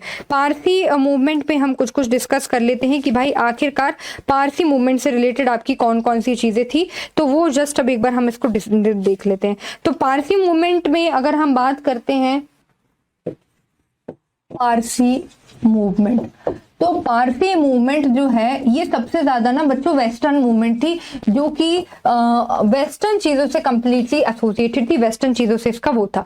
यहाँ पे अगर हम बात करेंगे तो भाई सबसे पहले आपको एक मैगजीन का नाम याद रखना है, वो है रस्त गुफ्तार। क्या नाम याद रखना है? रस्त गुफ्तार। रस्त गुफ्तार एक मैगजीन है जो कि पारसी मूवमेंट से एसोसिएटेड है, अगर पूछ लिया जाए तो बता देना। फिर उसके बाद इससे एसोसिएटेड पर्सन कौन से हैं? तो दादा भाई नारोजी। कौन है? दादा भाई नारोजी इससे एसोसिएटेड पर्सन है। उसके बाद अगर हम बात करेंगे कि आखिरकार इन्होंने और किन किन चीजों पे वर्क किया था, तो इन्होंने वर्क किया था कि भाई जो पारसी विमेन का स्टेटस है, पारसी विमेन का जो स्टेटस है उसको बढ़ाया जाए। पारसी विमेन का जो स्टेटस है उसको क्या किया जाए? इंक्रीज किया जाए। उसके बाद सेकंड चीज जो इन्होंने वर्क की थी दैट वाज अगेंस्ट पर्दा सिस्टम। पर्दा सिस्टम को खत्म किया जाए। तो इस तरीके से आपकी जो पारसी मूवमेंट है वो आपको पता होना चाहिए। समझ में आएगी नहीं? और रक्त गुप्तार का मतलब अगर पूछ लेंगे तो इसका मतलब होता है ट्रुथ टेलर। क्या मतलब है? Truth teller. इसका मतलब है कि भाई सच बोलने वाला। तो पारसी मूवमेंट आपके लिए इस तरीके से इंपॉर्टेंट है। हालांकि जो पारसी मूवमेंट है आपको पता है इंडिया में इतने ज्यादा पारसी नहीं है, बट हाँ कुछ कुछ थे और उनमें भी एक मूवमेंट चला। बाकी सब जगह मूवमेंट चल रहा था, तो भाई इनमें क्यों नहीं चलेगा, इनमें भी चलेगा। इसीलिए ये आपके लिए इंपॉर्टेंट हो जाते हैं। उसके बाद बच्चों हम कुछ कुछ मुस्लिम रिफॉर्म की बात कर लेते हैं, मुस्लिम मूवमेंट की बात कर लेते हैं। मुस्लिम मूवमेंट की जब हम बात करेंगे तो सबसे पहले यहाँ पे नाम आता है किसका? किसका आता है? वहाबी मूवमेंट का। वहाबी मूवमेंट। वहाबी मूवमेंट में आपको ये याद रखना है कि भाई इसको स्टार्ट किसने किया था। तो वहाबी मूवमेंट को स्टार्ट किसने किया था? तो वहाबी मूवमेंट को स्टार्ट किया था शाह वलीउल्लाह ने। किसने स्टार्ट किया था? तो ये आपको पता होना चाहिए, शाह वलीउल्लाह। शाह वलीउल्लाह ने इसको स्टार्ट किया था, ये चीज आपको पता होनी चाहिए, ये फैक्ट इंपॉर्टेंट है। उसके बाद हम सेकंड फैक्ट यहाँ पे देखेंगे कि भाई इसका मेन ऑब्जेक्टिव क्या था। तो इसका मेन ऑब्जेक्टिव था कि जो हमारी लैंड है दैट इज दार ul Harb, that is Dar ul Harb, and we have to convert this Dar ul Harb into Dar ul Islam। मतलब कि हमें इसको कन्वर्ट किस में करना है? दार उल इस्लाम में। मतलब कि जैसे मुस्लिम्स जो होते हैं वो ऐसा मानते हैं कि जब हमारा जन्म होता है तो हम काफिर रहते हैं, और उसके बाद हम इस्लाम को एक्सेप्ट करने के बाद हम क्या होते हैं? सही पर्सन बन जाते हैं। देखिए अगर मैं कुछ भी किसी भी तरीके से कुछ गलत बोल दूं तो मुझे अज्ञानी मानकर माफ कर देना। रिलीजियस से रिलेटेड कुछ बातें बता रही हूं, इसीलिए आपको थोड़ा सा यहाँ पे समझना पड़ेगा, सुनना पड़ेगा, ठीक है। तो दारुल हर्ब से इसको दारुल इस्लाम में ये इनका मेन ऑब्जेक्टिव ये रहता है। उसके बाद आपको यहाँ पे पता होना चाहिए कि इनका जो मेन वो रहता है रोल 1857 रिवोल्ट में रहता है, और 1857 रिवोल्ट में ये इंपॉर्टेंट रोल प्ले करती है कौन सी? आपकी वहाबी मूवमेंट। समझ में आया कि नहीं? तो वहाबी मूवमेंट से आपको यही जो फैक्ट है आपको ये पता होना चाहिए। किससे रिलेटेड मैं बात कर रही हूँ बच्चों? वहाबी मूवमेंट से। थोड़ी बहुत अगर और भी चीजें हम देख लेंगे यहाँ पे कि ये और क्या क्या करते हैं, तो ये एक्चुअली सबसे पहले आपको ये पता होना चाहिए कि यहाँ पे ना मुस्लिम्स में कई सारे सेक्ट जो हैं वो डिवाइडेड रहते हैं। मुस्लिम में कई सारे स्कूल फिलॉसफीज रहती हैं, स्कूल्स रहते हैं। तो इनका जो एक और मेन ऑब्जेक्टिव रहता है वो यही रहता है कि मुस्लिम के जो स्कूल्स हैं उसमें हार्मनी स्टैब्लिश करना, to establish harmony into Muslim school. Muslim school जो है उसमें क्या इस्टेब्लिश करना बच्चों, हार्मनी इस्टेब्लिश करना। और कितने स्कूल हैं, लगभग यहाँ पे आपके ना 4 है। अगर ये भी पूछ लिया जाए तो आपको पता होना चाहिए यहाँ पे 4 है। और दूसरी चीज यहाँ पे ये कहते हैं कि यहाँ पे ये कहते हैं कि जो आपके कुरान है, कुरान को आप पूरी तरीके से मत मानो, लेकिन अपना खुद का एक इंटरप्रिटेशन दो। दूसरी चीज ये कहते हैं, क्या कहते हैं कि कुरान को पूरी तरीके से नहीं मानना है, बल्कि खुद का भी एक आपको क्या देना है, इंटरप्रिटेशन देना है। मतलब यहाँ पे ये बात कर रहे हैं बच्चों किसकी, यहाँ पे ये बात कर रहे हैं, एक बात कर रहे हैं इंडिविजुअल कॉन्शियसनेस की, इंडिविजुअल कंसाइंस की यहाँ पे बात हो रही है। इंडिविजुअल कंसाइंस की यहाँ पे बात हो रही है। तो वहां भी मूवमेंट से रिलेटेड आपको ये फैक्ट याद रखना है कि शाह वलीउल्लाह। उसके बाद अगर पूछ लिया जाए कि भाई जो आपके मुस्लिम्स में 4 स्कूल हैं, 4 स्कूल हैं कि नहीं, हनाफी स्कूल ऑफ थॉट है जैसे कि एक, तो इस तरीके से जो आपके 4 स्कूल ऑफ थॉट हैं, उन 4 स्कूल ऑफ थॉट में से हार्मनी स्टैब्लिश करने की बात किसने की थी, तो इन्होंने ही की थी। समझ गए कि नहीं, इन्होंने ही की थी। इसीलिए ये आपके ऊपर आपके लिए क्या हो जाते हैं, इंपॉर्टेंट हो जाते हैं, बहुत ज्यादा इंपॉर्टेंट हो जाते हैं। उसके बाद हम आगे देखेंगे, आगे देखेंगे जब हम, तो यहाँ पे सेकंड स्कूल ऑफ थॉट की बात कर लेते हैं भाई। सेकंड स्कूल ऑफ थॉट की बात करेंगे तो आपके आ जाते हैं फराइजी मूवमेंट, ठीक है ना। सेकंड मुस्लिम की थॉट की बात करेंगे तो आ जाते हैं आपके फराइजी मूवमेंट की हम बात करते हैं ना जब बच्चों, तो आपको फराइजी मूवमेंट से आपको पता होना चाहिए कि भाई इसको फाउंड किसने किया था। तो फराइजी मूवमेंट में नाम आता है, इसकी जो स्टार्टिंग की थी वो की थी हाजी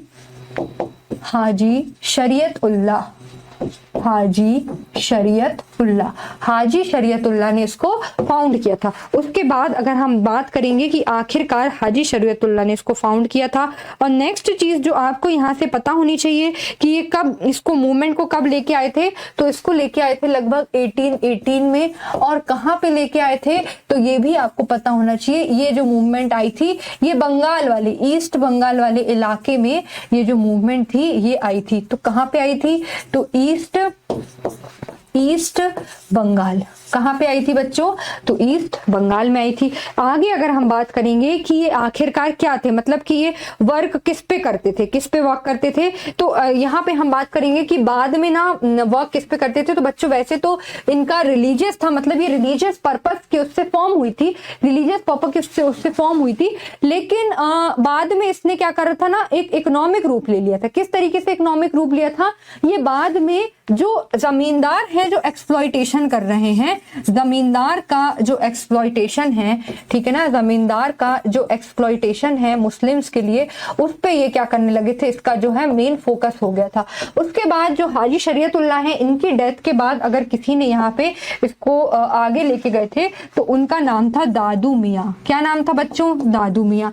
ये भी पेपर में अक्सर पूछा जाता है कि भाई दादू मियाँ जो है वो किससे एसोसिएटेड है, तो फराइजी मूवमेंट से एसोसिएटेड है। यहाँ हाजी का मतलब बच्चों वो है जो हज घूम के आया हुआ है, जो आपके मक्का मदीना में जो हज है ना, उसको जो उसकी यात्रा जो करके आया है ना, उसके आगे टाइटल लग जाता है हाजी, हज घूम के आए। तो हाजी शरीयतुल्लाह आपको याद रखना है, दादू मियाँ इससे एसोसिएटेड पर्सन है।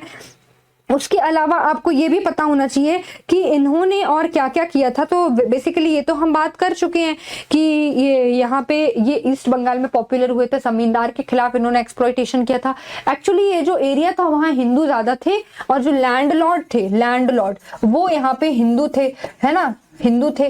तो हिंदू जो लैंडलॉर्ड थे उनके ऊपर भी इन्होंने क्या किया था, वर्क किया था, और उनके अगेंस्ट भी यहाँ पे इन्होंने रिवोल्ट टाइप का किया था, मतलब मूवमेंट को चलाया था। उसके बाद यहाँ पे इन्होंने खुद का लॉ कोर्ट भी स्टैब्लिश किया था। ये पेपर में पूछ लेंगे कि भाई खुद का लॉ कोर्ट किसने स्टैब्लिश किया था, तो वो यही थे।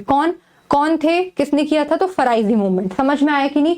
और 1818 में इसको चालू हुआ था, लेकिन यहाँ से अगर मैं बात करूंगी 1840 से, अगर मैं बात करूंगी 1840 से, तो 1840 से इस मूवमेंट ने ना अपने आप को रेवोल्यूशनरी जो चेंजेस हमको देखने को मिले थे वो 1840 से हमको देखने को मिले हैं। इसीलिए ये सारी की सारी चीजें आपको पता होनी चाहिए फराइजी मूवमेंट से रिलेटेड। नेक्स्ट मूवमेंट की हम बात कर लेते हैं भाई, अहमदिया मूवमेंट। किस मूवमेंट की बात करेंगे बच्चों? अहमदिया मूवमेंट की बात कर लेते हैं। अहमदिया मूवमेंट जो है वो बहुत ज्यादा इंपॉर्टेंट है, और अहमदिया मूवमेंट की जब हम बात करेंगे, अहमदिया मूवमेंट, अहमदिया मूवमेंट, और अहमदिया मूवमेंट को फाउंड किसने किया था? तो उसका नाम है मिर्जा गुलाम अहमद। मिर्जा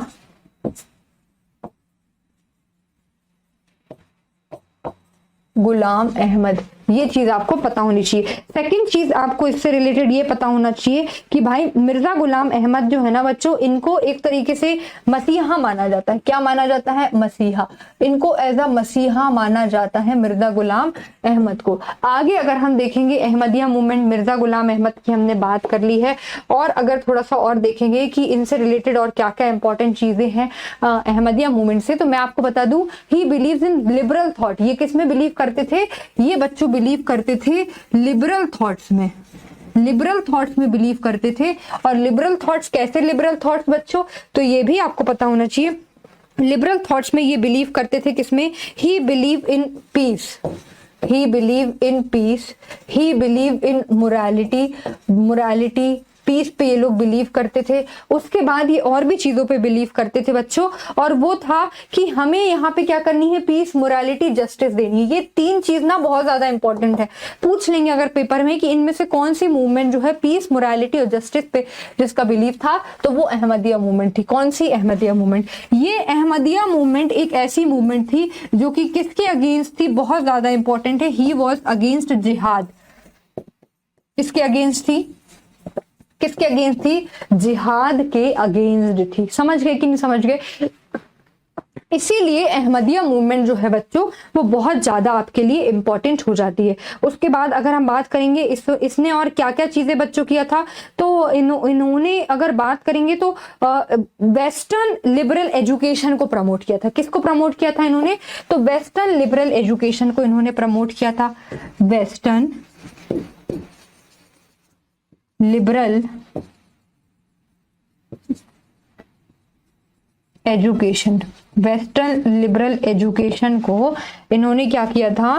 प्रमोट किया था। वेस्टर्न लिबरल एजुकेशन को इन्होंने प्रमोट किया था, वेस्टर्न लिबरल एजुकेशन। तो इस तरीके से आप देख सकते हो, इस तरीके से देख सकते हो, ये सारे के सारे इंपॉर्टेंट फैक्ट हो जाते हैं अहमदिया मूवमेंट से। तो आपको यहाँ से इतनी चीजें याद रखनी। क्या होता है जब हम मुस्लिम मूवमेंट को पढ़ते हैं तो बच्चे याद नहीं रख पाते हैं, तो ज्यादा आपको याद रखनी नहीं है। मैंने आपको बहुत शॉर्ट में बता दिया आपको यहाँ से क्या याद रखना है।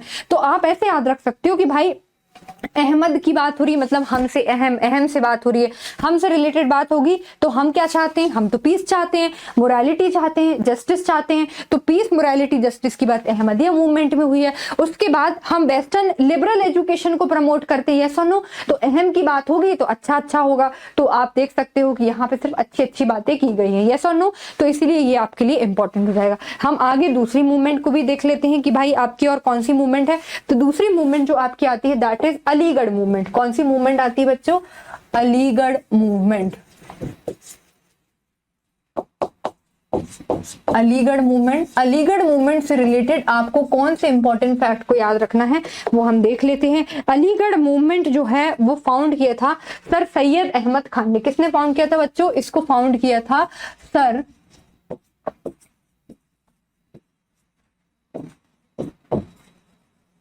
सैयद अहमद खान। इसको फाउंड किया था सर सैयद अहमद खान ने।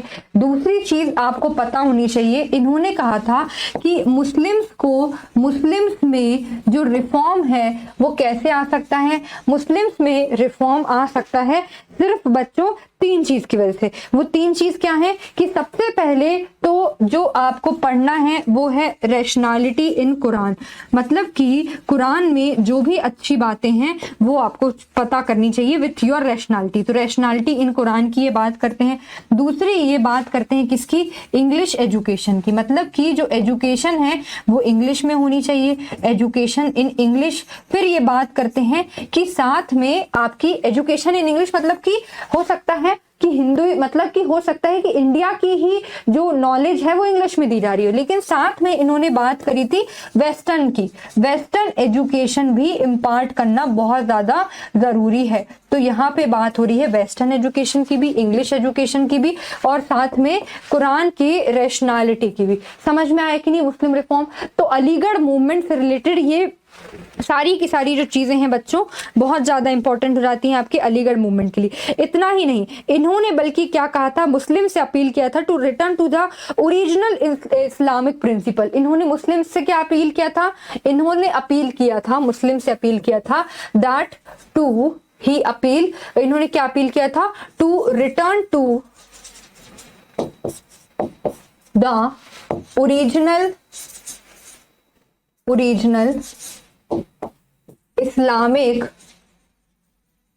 Islamic concept. इन्होंने किस पे बिलीव किया था? कि भाई आप ओरिजिनल इस्लामिक कॉन्सेप्ट पे जाओ। समझ में आ रहा है कि नहीं? तो इस तरीके से आप कह सकते हो कि इन्होंने ओरिजिनल इस्लामिक कॉन्सेप्ट पे बात किया था। उसके बाद इनकी जो सबसे इंपॉर्टेंट अचीवमेंट है बच्चों वो ये है कि इन्होंने किसका एस्टैब्लिशमेंट किया था? तो इन्होंने एस्टैब्लिशमेंट किया था Mohammedan Anglo oriental college. Mohammedan Anglo oriental college, ये आपको पता होना चाहिए, मोहम्मदन एंग्लो ओरिएंटल कॉलेज। अगर बात करेंगे कि भाई इन्होंने मोहम्मदन एंग्लो ओरिएंटल कॉलेज कब स्टैब्लिश किया था, तो ये इन्होंने स्टैब्लिश किया था इन द ईयर 1875। 1875 ईयर आप लोगों को याद रखना है। मोहम्मदन एंग्लो ओरिएंटल कॉलेज की बात हो रही है जो कि इन्होंने 1875 में स्टैब्लिश किया था। अगर और भी चीजें इससे रिलेटेड हम देखेंगे तो इन्होंने एक बच्चों सर सैयद अहमद खान ने एक ट्रांसलेशन सोसाइटी को स्टैब्लिश किया था। किसको इन्होंने स्टैब्लिश किया था? इन्होंने एक ट्रांसलेशन सोसाइटी को स्टैब्लिश किया था। अगर प्रीलिम्स में पूछ लेंगे कि ट्रांसलेशन सोसाइटी को किसने स्टैब्लिश किया था, तो सर सैयद अहमद खान ने किया था। और इसी ट्रांसलेशन सोसाइटी को उन्होंने रीनेम किया था, और रीनेम करने के बाद इन्होंने उसका नाम रख दिया था साइंटिफिक सोसाइटी। क्या रख दिया था? Scientific society. इसीलिए ये आपके लिए इंपॉर्टेंट हो जाते हैं। समझ गए ना कि नहीं? तो ये आपके लिए translation society and renamed it scientific society. और इन्होंने इसको रीनेम करके क्या कर दिया था कि भाई इसका नेम क्या है? तो इसका जो नेम है दैट इज साइंटिफिक सोसाइटी। तो इस तरीके से आपके सर सैयद अहमद खान बच्चों बहुत इंपॉर्टेंट हो जाते हैं, बहुत ज्यादा इंपॉर्टेंट हो जाते हैं। फिर उसके बाद हम बात करेंगे कि इन्होंने सिर्फ इतना ही नहीं बल्कि इन्होंने जो है ना किस पे एम्फेसिस किया था? He also laid emphasis on Hindu Muslim unity. इन्होंने हिंदू मुस्लिम यूनिटी पे भी फोकस किया था बच्चों, कि हिंदू मुस्लिम यूनिटी भी होनी चाहिए। हिंदू मुस्लिम यूनिटी बहुत जरूरी है और हिंदू मुस्लिम यूनिटी भी होनी चाहिए। इसलिए ये भी चीज आप याद रखोगे किससे रिलेटेड? सर सैयद अहमद खान से रिलेटेड। ये सारी की सारी चीजें बहुत इंपॉर्टेंट है बच्चों, इसीलिए मैं आपसे कह रही हूँ इंपॉर्टेंट है, इसलिए कर लेना। नहीं करोगे तो मुस्लिम रिफॉर्म मूवमेंट से कुछ आ गया तो नहीं बनेगा। और मैं आपको बहुत ईजी तरीके से शॉर्ट में पॉइंट बता रही हूँ, जो 4-5-6 पॉइंट इससे रिलेटेड इंपॉर्टेंट है। साइंटिफिक सोसाइटी पूछा जाता है पेपर में, इसलिए पढ़ लेना। मोहम्मदन एंग्लो ओरिएंटल कॉलेज कब स्टैब्लिश हुआ था, किसने किया था? तो सर सैयद अहमद खान ने किया था। ये भी आपको पता होना चाहिए। समझ गए कि नहीं समझ गए? तो यहां से रिलेटेड आपको सारी की सारी चीजें यहां से पता होनी चाहिए। आगे चलते हैं हम, और आगे आपकी एक और मूवमेंट अभी बची है, दैट इज दियोबंद मूवमेंट। कौन सी मूवमेंट बची है? तो दियोबंद मूवमेंट। अब आपसे दियोबंद मूवमेंट से एक इंपॉर्टेंट चीज पूछी जाती है, दियोबंद मूवमेंट। दियोबंद मूवमेंट से बच्चों ये पूछा जाता है कि आखिरकार ये जो मूवमेंट है, पूछेंगे कि भाई जिहाद पे कौन सा वर्क करता था, मतलब कि जिहाद जो है, जिहाद को कौन सी मूवमेंट प्रोपोगेट करती थी? तो वो आपकी दियोबंद मूवमेंट थी। दियोबंद जो मूवमेंट थी ये आपकी जिहाद को भी करती थी। उसके बाद अगर बात करें तो ये एक्चुअली ऑर्थोडॉक्स मुस्लिम थे। कौन से मुस्लिम थे?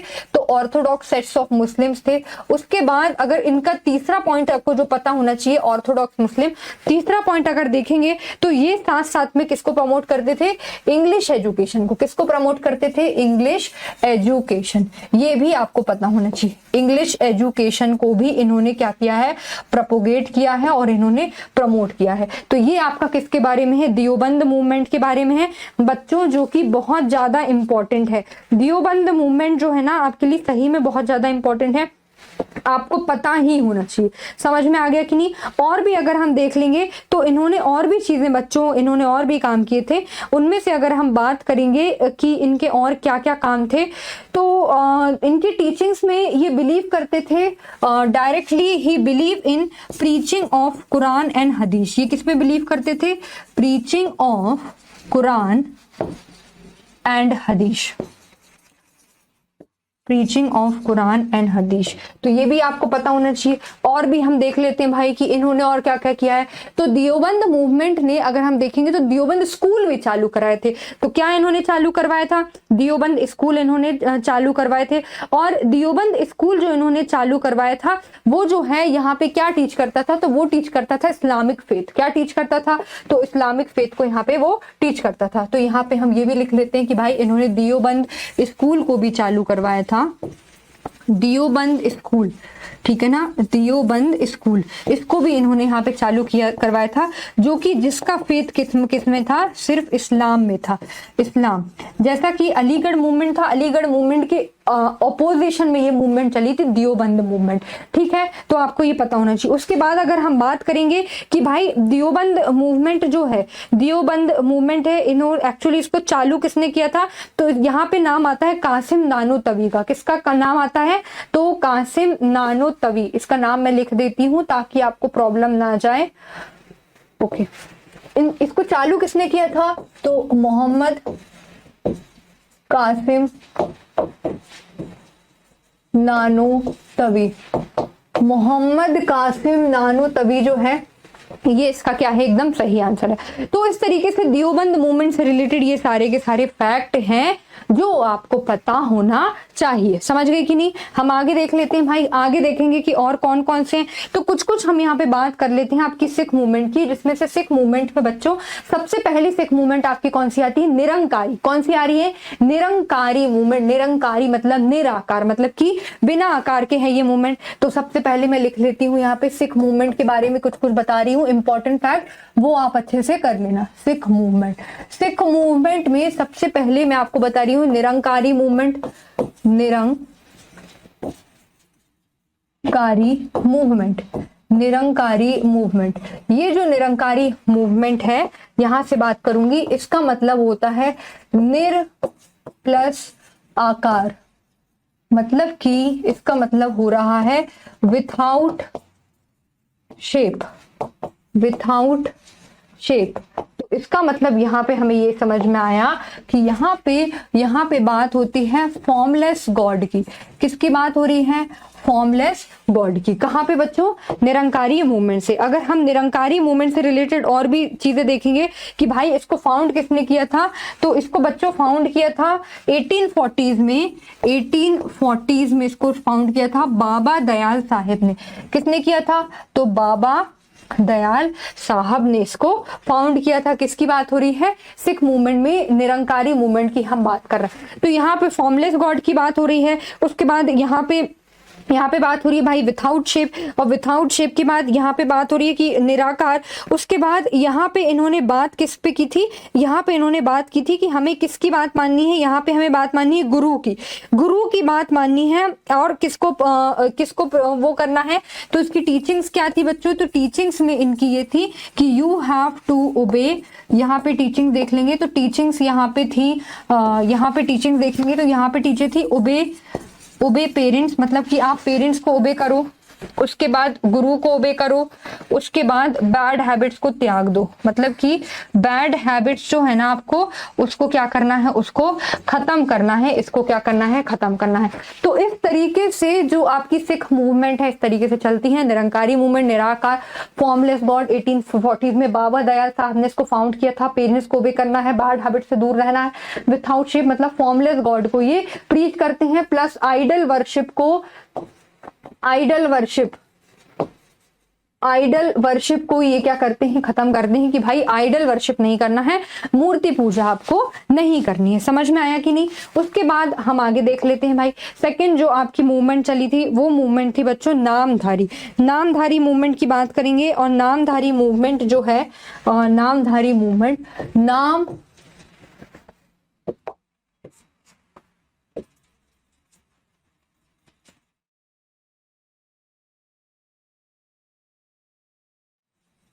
नामधारी मूवमेंट की अगर बच्चों बात करी जाएगी कि इन्होंने फाउंड किसने किया था, तो ये जो फाउंड हुई थी as a offshoot of Kuka movement that was founded by Balak Singh. तो ये जो फाउंड हुई थी that was found offshoot of Kuka movement, और ये जो कूका मूवमेंट थी, पूछ लिया जाए ये किसने फाउंड की थी, तो ये फाउंड की थी बालक सिंह। क्या नाम था बच्चों? बालक सिंह। उसके बाद अगर आगे हम देख लें कि भाई बालक सिंह, उसके बाद अगर हम देखें कि और इसमें क्या क्या चीजें फाउंड हुई थी नामधारी में, तो इनके जो बच्चों जो हम बात कर रहे हैं बालक सिंह के ही आपके कौन थे? बालक सिंह के ही यहाँ पे एक डिसिपल थे जिनका नाम था बाबा राम सिंह। क्या नाम था इनका? क्या नाम था बच्चों? इनका क्या नाम था? तो बाबा राम सिंह। तो बाबा राम सिंह जो है, बाबा राम सिंह, इन्होंने जो नामधारी मूवमेंट है उसको ये आगे लेके गए थे। किसको? बाबा राम सिंह। नामधारी मूवमेंट इसीलिए बहुत ज्यादा आपके लिए इंपॉर्टेंट हो जाती है, इसीलिए हम नामधारी मूवमेंट को पढ़ते हैं। नामधारी मूवमेंट की अगर हम बात करेंगे तो वही इनके प्रिंसिपल्स थे कि भाई भगवान का नाम लो, उसके बाद ही आपकी चीजें होंगी, सारी की सारी चीजें ये सारी। तो इससे आपको यही याद रखना है, कूका मूवमेंट का ऑफशूट था और इसको फाउंड किसने किया था? तो यही जो है इन्होंने इसको क्या किया था? फाउंड किया था। कौन? बाबा राम सिंह। समझ गए कि नहीं? उसके बाद आगे देख लेते हैं, एक और आपकी सिख मूवमेंट बची है और वो सिख मूवमेंट है बच्चों, कौन सी सिख मूवमेंट है तो वो पता होना चाहिए, उसका नाम है सिंह सभा।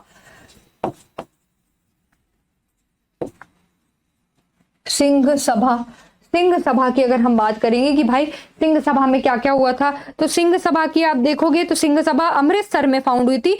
ठाकुर सिंह संधावालिया ने इसको फाउंड किया था। सबसे पहला तो ये लिख लो, ठाकुर सिंह संधावालिया। किसने फाउंड किया था? ठाकुर सिंह संधावालिया ने इसको फाउंड किया था। ये इसके बेसिकली फाउंडर है। फाउंड कहाँ पे हुई थी? तो ये फाउंड हुई थी अमृतसर में। कहाँ फाउंड हुई थी? अमृतसर में। ईयर अगर पूछ लिया जाए कि भाई ये वाली जो मूवमेंट है इसको ईयर क्या है, ईयर मतलब क्या है, कब फाउंड हुई थी, तो ये फाउंड हुई थी 1875 में। कब फाउंड हुई थी बच्चों? 1875 में फाउंड हुई थी अमृतसर में। ठाकुर सिंह सांधियावाला जो है इन्होंने इसको फाउंड किया था। उसके बाद सिंह सभा की बात करेंगे तो इनके बेसिकली बात क्या थी, इनका जो था कि सिख कम्युनिटी में एक इनका बेसिकली ऑब्जेक्टिव क्या था, तो ऑब्जेक्टिव इनका यही था कि सिख कम्युनिटी में एक वेस्टर्न आइडियोलॉजी को डेवलप करना। मतलब कि ये भी बात कर रहे थे कहीं ना कहीं किसकी? वेस्टर्न आइडियोलॉजी की। इसीलिए ये बहुत ज्यादा इंपॉर्टेंट हो जाते हैं। वेस्टर्न आइडियोलॉजी की बात कर रहे थे कि वहां पर इसको लेके आना है। उसके बाद ये बात कर रहे थे कि जितने भी आपने देखा कि भाई क्रिश्चियन मिशनरीज थी, क्रिश्चियन मिशनरीज यहाँ पे क्या कर रही थी? क्रिश्चियन मिशनरीज जो थी वो प्रोसेलिटाइजेशन कर रही थी, मतलब कि रिलीजन को चेंज करवा रही थी। इसीलिए ये सिख कम्युनिटी को क्या करना चाह रहे थे? प्रोटेक्ट करना चाह रहे थे। तो he wanted to protect Sikh from Christian missionaries. तो क्रिश्चियन मिशनरीज से ये क्या करना चाह रहे थे? अपने आप को प्रोटेक्ट करना चाह रहे थे। इसीलिए ये जो इम्पोर्टेंट मूवमेंट है ये आपके लिए क्या हो जाती है? बहुत ज्यादा इंपॉर्टेंट हो जाती है। समझ में आ रहा है कि नहीं? तो ये आपके लिए सारे के सारे जो पॉइंट है ये इंपॉर्टेंट हो जाते हैं सिंह सभा से रिलेटेड, जो कि अमृतसर में 1875 में आपकी फॉर्म हुई थी। एक और आपकी सिख मूवमेंट बच जाती है, वो मूवमेंट का नाम है अकाली मूवमेंट। क्या नाम है बच्चों? अकाली मूवमेंट। अकाली मूवमेंट की बात करेंगे कि इससे रिलेटेड क्या है भाई ये मूवमेंट, अकाली मूवमेंट क्या है? तो अकाली मूवमेंट जो है ये सिंह सभा जो मूवमेंट थी ना बच्चों, उसी का ऑफशूट है। It was offshoot of Singh Sabha movement, offshoot of Singh Sabha movement. ये किसका ऑफशूट था? तो सिंह सभा मूवमेंट का ही ऑफशूट था। अगर बात कर लेंगे अकाली मूवमेंट, जैसा कि हम डिस्कस कर रहे हैं कि ये तो एक सिख मूवमेंट थी, यस और नो। अगर ये बात करेंगे कि ये किस चीज पे बेसिकली वर्क करता था, तो ये वर्क करता था किस पे?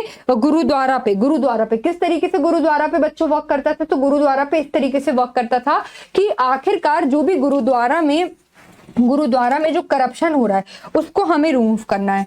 We have to remove the corruption, we have to remove the corruption, हमें करप्शन को रिमूव करना है। कहां से? फ्रॉम गुरु द्वारा, फ्रॉम गुरु द्वारा। और यही कारण है कि गुरु द्वारा प्रबंधक जो शिरोमणि बनाई गई थी वो इन्हीं के टाइम पे बनाई थी, फ्रॉम गुरु द्वारा। और इन्हीं के टाइम पे क्या बनाया गया था बच्चों? तो ये आप लोगों को पता होना चाहिए, इन्हीं के टाइम पे बनाया गया था। क्या बनाया गया था? गुरु द्वारा प्रबंधक कमेटी, इन्हीं के टाइम पे बना था। तो ये भी आपको पता होना चाहिए, गुरु द्वारा प्रबंधक, प्रबंधक मतलब होता है मैनेजमेंट। तो गुरु द्वारा प्रबंधक कमेटी जो है वो इन्हीं के टाइम पे बनी थी, ये आपको पता होना चाहिए। और ये जो है ये इसका मेजर वर्क क्या था? तो इसका काम था मैनेजमेंट ऑफ गुरुद्वारा। जो गुरुद्वारा है उसका क्या करना? मैनेजमेंट। तो मैनेजमेंट ऑफ गुरुद्वारा जो है इसका मेन वर्क था। तो इस तरीके से ये जो आपकी मूवमेंट है, ये जो अकाली मूवमेंट है, जो सिख मूवमेंट है स्पेसिफिकली, ये पता होनी चाहिए क्योंकि बहुत इंपॉर्टेंट है। समझ गए कि नहीं? पता होनी चाहिए बच्चों, बहुत इंपॉर्टेंट है। उसके बाद आपकी सिख मूवमेंट यहाँ पे हो जाती है खत्म। Again we will back to our slide, और स्लाइड में देखेंगे फिर आपका यहाँ पे एक शुरू होता है वैकोम सत्याग्रह। वैकोम सत्याग्रह की जब हम बात करते हैं तो वैकोम बेसिकली कहाँ पे है? आपको पता है कि वैकोम जो है, वैकोम सत्याग्रह केरल में हुआ था। और यहाँ पे बात हो रही है वैकोम सत्याग्रह की, जो कि त्रावणकोर केरल में हुआ था। 1924 to 25 तक चला था, है ना। कोट्टयम त्रावणकोर केरल में चला था। एक्चुअली क्यों चला था? क्योंकि अनटचेबल्स को टेम्पल में एंट्री अलाउ नहीं थी, और क्योंकि टेम्पल में एंट्री अलाउ नहीं थी अनटचेबल्स को। तो यही कारण बन जाता है किसके लिए? वैकोम सत्याग्रह का। It was the satyagraha movement in Kottayam Travancore Kerala. It was against untouchability in the Hindu society. Hindu society में अनटचेबिलिटी के अगेंस्ट था ये वैकोम सत्याग्रह। उसके बाद it demanded throwing open of Hindus temple and roads to untouchable. इस तरीके से जो हिंदू है ना, और अनटचेबल्स के लिए जो रोड है वहां भी जाना अलाउ नहीं था, भाई उनके लिए वो खोलने की यहाँ पे बात करते हैं। और यहाँ पे अगर लीडर कौन एसोसिएटेड तब पूछ लेंगे तो के कलप्पन जो है, आई रिपीट, के Kelappan was the leader associated with this movement. और ये जो है वो गुरुवायूर सत्याग्रह के भी लीडर थे। इन्होंने बहुत ज्यादा इंपॉर्टेंट रोल प्ले किया था सत्याग्रह में। और उसके बाद एक्चुअली ये फास्ट रख लेते हैं अपने मोटिव्स को लेके, और जैसे ही ये फास्ट रखते हैं तो it was Gandhi ji who requested that he ended his fast at Guruvayur, है ना। गुरुवायूर पे अपने फास्ट एंड करने की बात करते हैं। तो इससे आपको ये पता होना चाहिए कि भाई वैकोम सत्याग्रह कब आया था? तो 1924-25 त्रावणकोर केरल में आया था। और एक्चुअली जो अनटचेबल्स थे उनको टेम्पल में एंट्री मिलने के लिए यहाँ पे इनका मेन ऑब्जेक्टिव यही था, इसीलिए इस मूवमेंट को लाया गया था। कौन लेके आया था? तो के कलप्पन लेके आए थे। तो वैकोम सत्याग्रह आपको पता होना चाहिए। सो दिस इज वैकोम सत्याग्रह। आप देख सकते हो भाई टेम्पल में एंट्री नहीं अलाउ है, इसलिए यहाँ पे सत्याग्रह हो रहा है। फिर यहाँ पे एक और मूवमेंट है, दैट इज नदर मूवमेंट। नदर मूवमेंट अगेन इंपॉर्टेंट है। नदर मूवमेंट की अगर हम बात करेंगे तो ये जो आपकी रेमंद डिस्ट्रिक्ट है तमिलनाडु का, वहां पे हुआ था। ईयर पे देखेंगे तो 1920s में नदर मूवमेंट हुआ था। एक्चुअली यहाँ पे बात हो रही है अनटचेबल, यहाँ बात हो रही है untouchable caste of toddy tappers and agriculture traders, है ना। Toddy tappers and agriculture traders की यहाँ पे बात हो रही है। यहाँ पे क्या होता है, आप देखोगे कि जितनी भी मर्चेंटाइल क्लास होती है वो अपने आप को बहुत ज्यादा प्रेस्टिजियस समझती है ना, प्रेस्टिजियस समझती है। और यहाँ पर इसीलिए ये क्या करते हैं, आप कह सकते हो they adopted the process of Sanskritisation. That is कि यहाँ पे जो आपके यहाँ पे शब्द लिखा हुआ है शहनानास, जो कि अनटचेबल थे एग्रीकल्चरल लेबर, ये संस्कृताइज करते हैं और अपर जो क्लास होती है, अपर क्लास की तरह रहने लगते हैं, अपर क्लास की तरह कस्टम्स को अडॉप्ट करते हैं, कस्टम्स को फॉलो करते हैं, मैनर्स लेते हैं। और इस तरीके से नगर महाजन संगम हो जाती है, जो कि राव बहादुर नदर ने फाउंड की थी, इसको ऑर्गेनाइज की थी। उसके बाद यहाँ पे क्या करते हैं, यहाँ पे ये क्या करते हैं कि संगम वॉज ऑर्गेनाइज, फिर association was open to any Nadar male of any subcaste religion. They raised fund for education and social welfare activities. General purpose of association was upliftment of Nadar community. जैसा कि मैंने आपको बताया, ये जो नदर कम्युनिटी के लोग थे, ये क्या करते हैं, ये जो नदर कम्युनिटी के लोग हैं, ये यहाँ पे इकट्ठे होकर क्या करते हैं, संस्कृताइजेशन, अपर हिंदू क्लास, अपर क्लास की तरह यहाँ बिहेव करते हैं, अपर क्लास की तरह यहाँ पे कस्टम्स को फॉलो करते हैं और उसके बाद फंड इकट्ठा करते हैं ताकि उनका एजुकेशन हो सके और उनकी जितनी भी स्टेटस है चाहे सोशियो इकोनॉमिक पॉलिटिकल, उन सब सिस्टम का यहाँ पे क्या हो पाए, अपलिफ्टमेंट हो पाए और इस तरीके से ये लोग यहाँ पे वर्क करते हैं। आगे हम देखते हैं कि भाई नदा मूवमेंट के अलावा जैसा कि आप देख रहे हो दिस इज नदा मूवमेंट, किस तरीके से ये वर्क कर रहे हैं, यस और नो। फिर आगे हम देखेंगे और आगे बात हो रही है अगेन पल्ली मूवमेंट की, जो कि अगेन बहुत ज्यादा इंपॉर्टेंट है। पल्ली मूवमेंट की जब हम बात करते हैं बच्चों तो आप देखेंगे कि पल्ली मूवमेंट 1920 से लगभग चली थी और पल्ली कोई भी नहीं है, पल्ली लोअर कास्ट थे, तमिलनाडु के लोअर कास्ट थे और यहाँ पर ये अपने आप को क्षत्रिय का क्लेम देने लगते हैं 1870 से। They began to claim Kshatriya status from 1870। They called themselves Vaniya Kula Kshatriya, मतलब कि ये अपने आप को क्या मान लेते हैं, क्षत्रिय मान लेते हैं कि हम कौन है, क्षत्रिय हैं। क्यों, मतलब क्यों क्षत्रिय मान लेते हैं, क्यों, ताकि इनको बाकी की फैसिलिटीज जो हमारे साथ सोशल डिस्क्रिमिनेशन हो रहा है वो ना हो, इसीलिए ये इमिटेट करते हैं। They imitated upper caste customs like taboo, widow remarriage, है ना, विडो रीमैरिज करना, ये सब ये करने लगते हैं और इस तरीके से पल्ली मूवमेंट चल जाती है 1920 के ऑनवर्ड से। सेकंड है आपकी नायर मूवमेंट बच्चों, सदर्न इंडिया की इंपॉर्टेंट है। नायर मूवमेंट है आपकी 1914 में चली थी, त्रावणकोर केरल में चली थी। एक्चुअली नंबोदरी ब्राह्मण है। नंबोदरी ब्राह्मण जो है वो साउथ के ब्राह्मण हैं जो कि नायर्स को शूद्र मानते हैं। क्या मानते हैं, शूद्र मानते हैं और यही कारण है जैसे कि सीवी रमन पिल्लई है स्टार्टेड नायर मूवमेंट अगेन ब्राह्मण प्रीडोमिनेंस इन गवर्नमेंट जॉब। यहाँ पे एक्चुअली गवर्नमेंट जॉब जो है वो किसको दे दी जाती थी, ब्राह्मण को दे दी जाती थी और जैसे ही गवर्नमेंट जॉब क्योंकि ब्राह्मण्स को दी जाती थी इसीलिए यहाँ पे जो सीवी रमन पिल्लई हैं ये यहाँ पे स्टार्ट करते हैं नायर मूवमेंट और जो नायर लोग हैं जो वहाँ के नंबोदरी ब्राह्मण से वो नायर को शूद्र मानते हैं। इसीलिए गवर्नमेंट जॉब में डिस्क्रिमिनेशन ना हो, हमारे लिए एक एग्लिटेरियन सोसाइटी डेवलप हो जाए, इसीलिए यहाँ पे ये मूवमेंट चालू होती है। और इस तरीके से जो आपके पद्मा नभा पिल्लई हैं वो नायर सर्विस सोसाइटी को फॉलो करते हैं और socio political advancement Nair society के लिए यहाँ पे वो वर्क करते हैं। उसके बाद यहाँ पे लीडरशिप बदल जाती है और रामकृष्ण पिल्लई और पद्मनाभा पिल्लई के हाथ में लीडरशिप आ जाती है। ठीक है, तो दिस वाज नायर मूवमेंट जिसकी हम बात कर रहे थे, जैसा कि आप को दिख रहा है दिस इज नायर मूवमेंट। फिर यहाँ पे नेक्स्ट है रमालिंगा स्वामीगल अडिग। रमालिंगल स्वामी का अडिग जिनको वल्लिलर भी कहा जाता है, जैसा कि आपको इमेज दिख रही हुई। He belongs to the line of Tamil saint known as Gnana Siddhar जो है एक तमिल सेंट की लाइन है उसको बिलोंग करते हैं ये। ही फाउंडेड समरस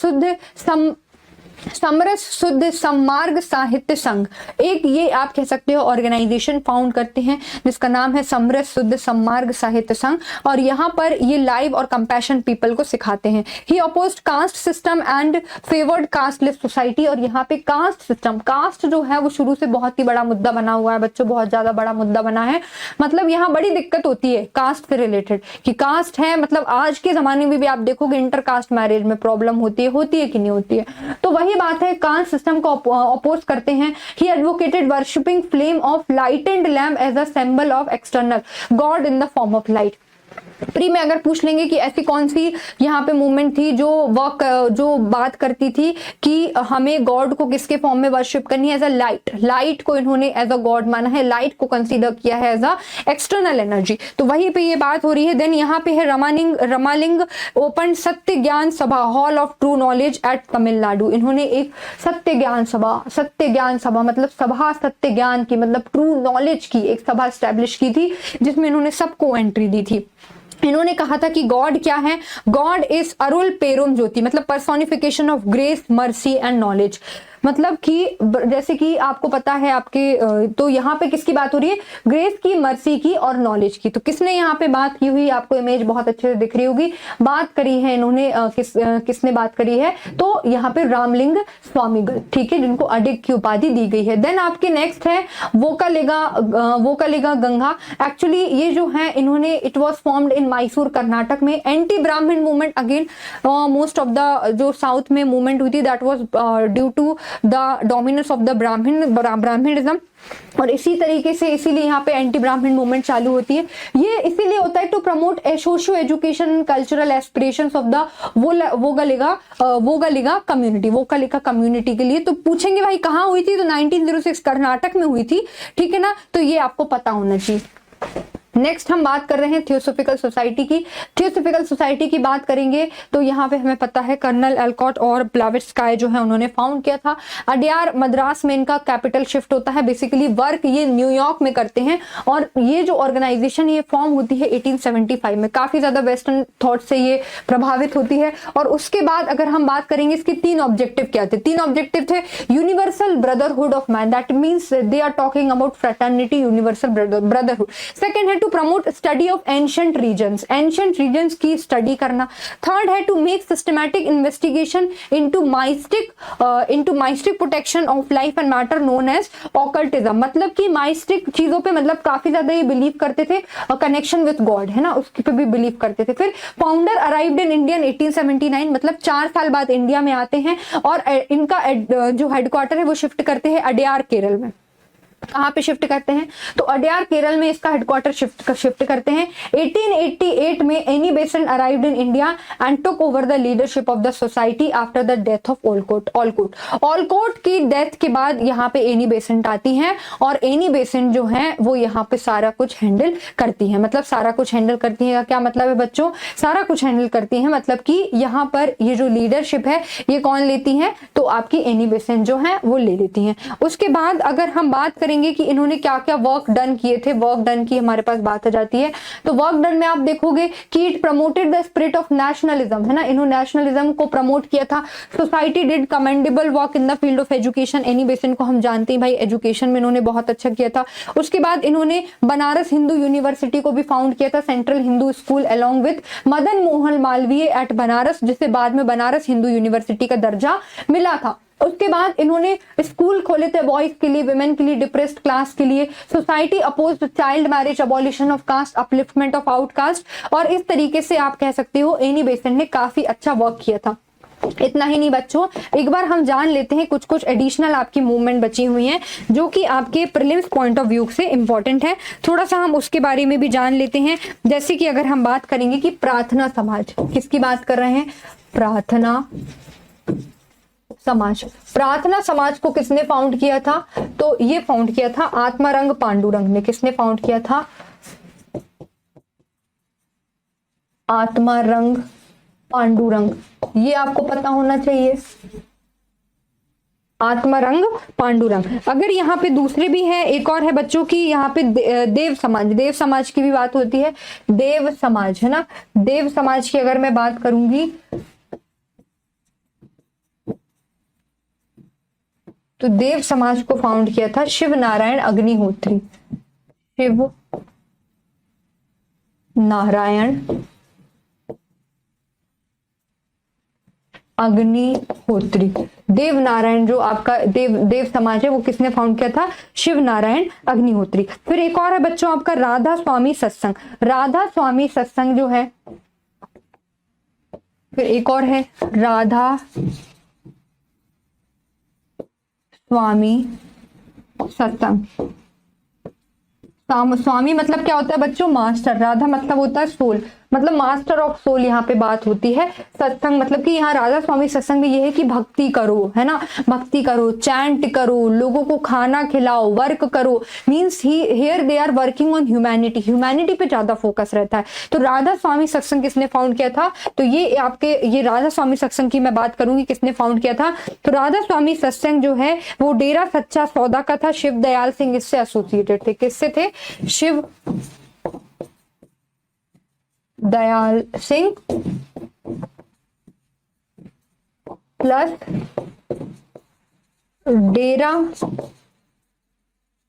सच्चा सौदा, डेरा सच्चा सौदा, और आपके ये हो जाएंगे ये, ठीक है ना, समझ गए कि नहीं। और कुछ देख लेते हैं भाई, और कुछ तो आपके लिए इंपॉर्टेंट नहीं है। आई थिंक हमने लगभग सारा का सारा कवर कर लिया, प्रार्थना समाज भी कवर कर लिया है, देव समाज भी कवर कर लिया है, राधा स्वामी सत्संग भी वी हैव फिनिश्ड, हमने कवर कर लिया है। उसके बाद यहाँ पे हमने देख लिया शिवनारायण अग्निहोत्री के बारे में, जो कि अगर बात करेंगे यहाँ पे शिवनारायण अग्निहोत्री की, तो देव समाज जो है वो इन्होंने ही फाउंड किया था, यस और नो। तो ये सारी की सारी चीजों को हम ऑलरेडी देख चुके हैं। और डेरा सच्चा सौदा की बात करेंगे तो हमने इनको भी देख लिया था। एक और आपके लिए इंपॉर्टेंट है टीटू मीर मूवमेंट, है ना। टीटू मीर मूवमेंट की बात करेंगे तो इसको फाउंड किसने किया था बच्चों? टीटू मीर ने ही फाउंड किया था। किसकी बात कर रहे हैं हम? टीटू मीर मूवमेंट की बात कर रहे हैं। ये भी आप लिख ही लो तो सही रहेगा, टीटू मीर मूवमेंट। टीटू मीर मूवमेंट, इसको किसने ही फाउंड किया था? तो इसको फाउंड किया था बच्चों टीटू मीर ने। किसने फाउंड किया था? तो इसको फाउंड किया था टीटू मीर ने। ये आपको पता होना चाहिए। तो हम लगभग ऑलरेडी हम बहुत सारा यहाँ पे फाउंड देख चुके हैं, काफी कुछ यहाँ पे ऑलरेडी डिस्कस कर चुके हैं। आई थिंक इससे रिलेटेड और आपके क्वेश्चंस नहीं बनने चाहिए, जितने भी आपके थे ऑलमोस्ट हमने सब किया है। एक और है आपके परमहंस मंडली, हम देख लेते हैं। कुछ कुछ और बची हुई हैं वो देख लेते हैं। जैसे कि आपकी बची है, एक और बची है परम हंस मंडली। ये जो आपकी परमहंस मंडली है, इसको फाउंड किया था दादोबा पांडुरंग ने। किसने फाउंड किया था? दादोबा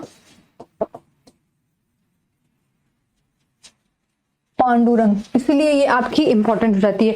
और अगर हम बात करेंगे तो राधा स्वामी हम बात कर चुके हैं। डेक्कन एजुकेशन सोसाइटी इंपॉर्टेंट है। एक और है इंपॉर्टेंट आपकी, that is Deccan education society. Deccan education society, Deccan education society, जो कि फाउंड किया था MG रानाडे ने, महागोविंद रानाडे। ठीक है, तो ये आपके हो जाएंगे। उसके बाद सेल्फ रिस्पेक्ट मूवमेंट को हम देख चुके हैं। फिर लोक हितवादी है, लोक हितवादी, लोक हितवादी एक आपका, ये भी इंपॉर्टेंट है, लोक हितवादी। लोक हितवादी की बात करेंगे तो इसको किसने किया था? लोक हितवादी ने। तो इसको किया था गोपाल हरि देशमुख। ये आपको पता होना चाहिए, देशमुख, गोपाल हरि देशमुख। फिर उसके बाद हम आगे देख लेते हैं और क्या क्या इंपॉर्टेंट है आपके लिए। तो आपको पता है देव समाज हम ऑलरेडी देख चुके हैं। अरावीपुरम मूवमेंट जो है, अरावीपुरम श्री नारायण गुरु ने की थी, ये ऑलरेडी हम ये भी देख चुके हैं। पूना सेवा सदा देख लो भाई, ये जो है ये की थी रमाबाई पांडे ने, पूना सेवा सदा, पूना सेवा सदन, इसको क्या किसने किया था? रमाबाई पांडे। किसने किया था? रमाबाई पांडे। नेक्स्ट है आपकी सर्वेंट्स ऑफ इंडिया सोसाइटी, है ना। फिर उसके बाद सर्वेंट्स ऑफ इंडिया सोसाइटी भी अगेन आपकी इंपॉर्टेंट है, ये भी आप कर लो। सर्वेंट्स ऑफ इंडिया सोसाइटी, ये महात्मा गांधी के जो गुरु हैं उन्होंने फॉर्म किया था और उनका नाम बच्चों क्या है? आप सभी जानते हो, गोपाल कृष्ण गोखले। गोपाल कृष्ण गोखले उनका नाम है। फिर उसके बाद एक जस्टिस पार्टी हम ऑलरेडी देख चुके हैं। तो इस तरीके से एक आपका धर्म सभा है जो कि राधाकांत देव ने किया था, ये भी हम देख लेते हैं। धर्म सभा कौन सा है? धर्म सभा, जो कि किसने फाउंड किया था? आपके किसने फाउंड किया था? राधा कांत देव ने। तो ये सारे के सारे जितने भी हमने सोशो रिलीजियस मूवमेंट थे, सिख से रिलेटेड, पारसी से रिलेटेड और उसके मुस्लिम से रिलेटेड, और उसके बाद जो भी आपके वन लाइनर फैक्ट में कुछ अलग से इंपॉर्टेंट है वो बाकी हमने जो इंपॉर्टेंट थे, राजा राम मोहन रॉय, दयानंद सरस्वती, स्वामी विवेकानंद, उनको भी हमने काफी डिटेल में देख लिया है। तो इस तरीके से हमारा ऑलमोस्ट जो आपका पार्ट है, किसका पार्ट है बच्चों? यहाँ पे हम देखेंगे किसका पार्ट, तो आपका जो सोशो रिलीजियस रिफॉर्म का जो पार्ट है। So here our socio religious part comes to an end. तो आई होप कि लगभग हमने बहुत सारी चीजों को काफी डिटेल में डिस्कस कर लिया है। सोशो रिलीजियस रिफॉर्म इस तरीके से हम खत्म करते हैं, और जितनी भी चीजें मैंने आपको बताई हैं ये बहुत ज्यादा इंपॉर्टेंट है, इन चीजों को आप पढ़ लीजिएगा। सोशो रिलीजियस रिफॉर्म जो है लगभग ये सारी की सारी जो इंपॉर्टेंट चीज थी वो हमने डिस्कस कर ली हैं। So this is all about today. All the very best to all of you. आप अपनी अच्छी से प्रिपरेशन करिएगा। So this is all about today. Thank you for watching.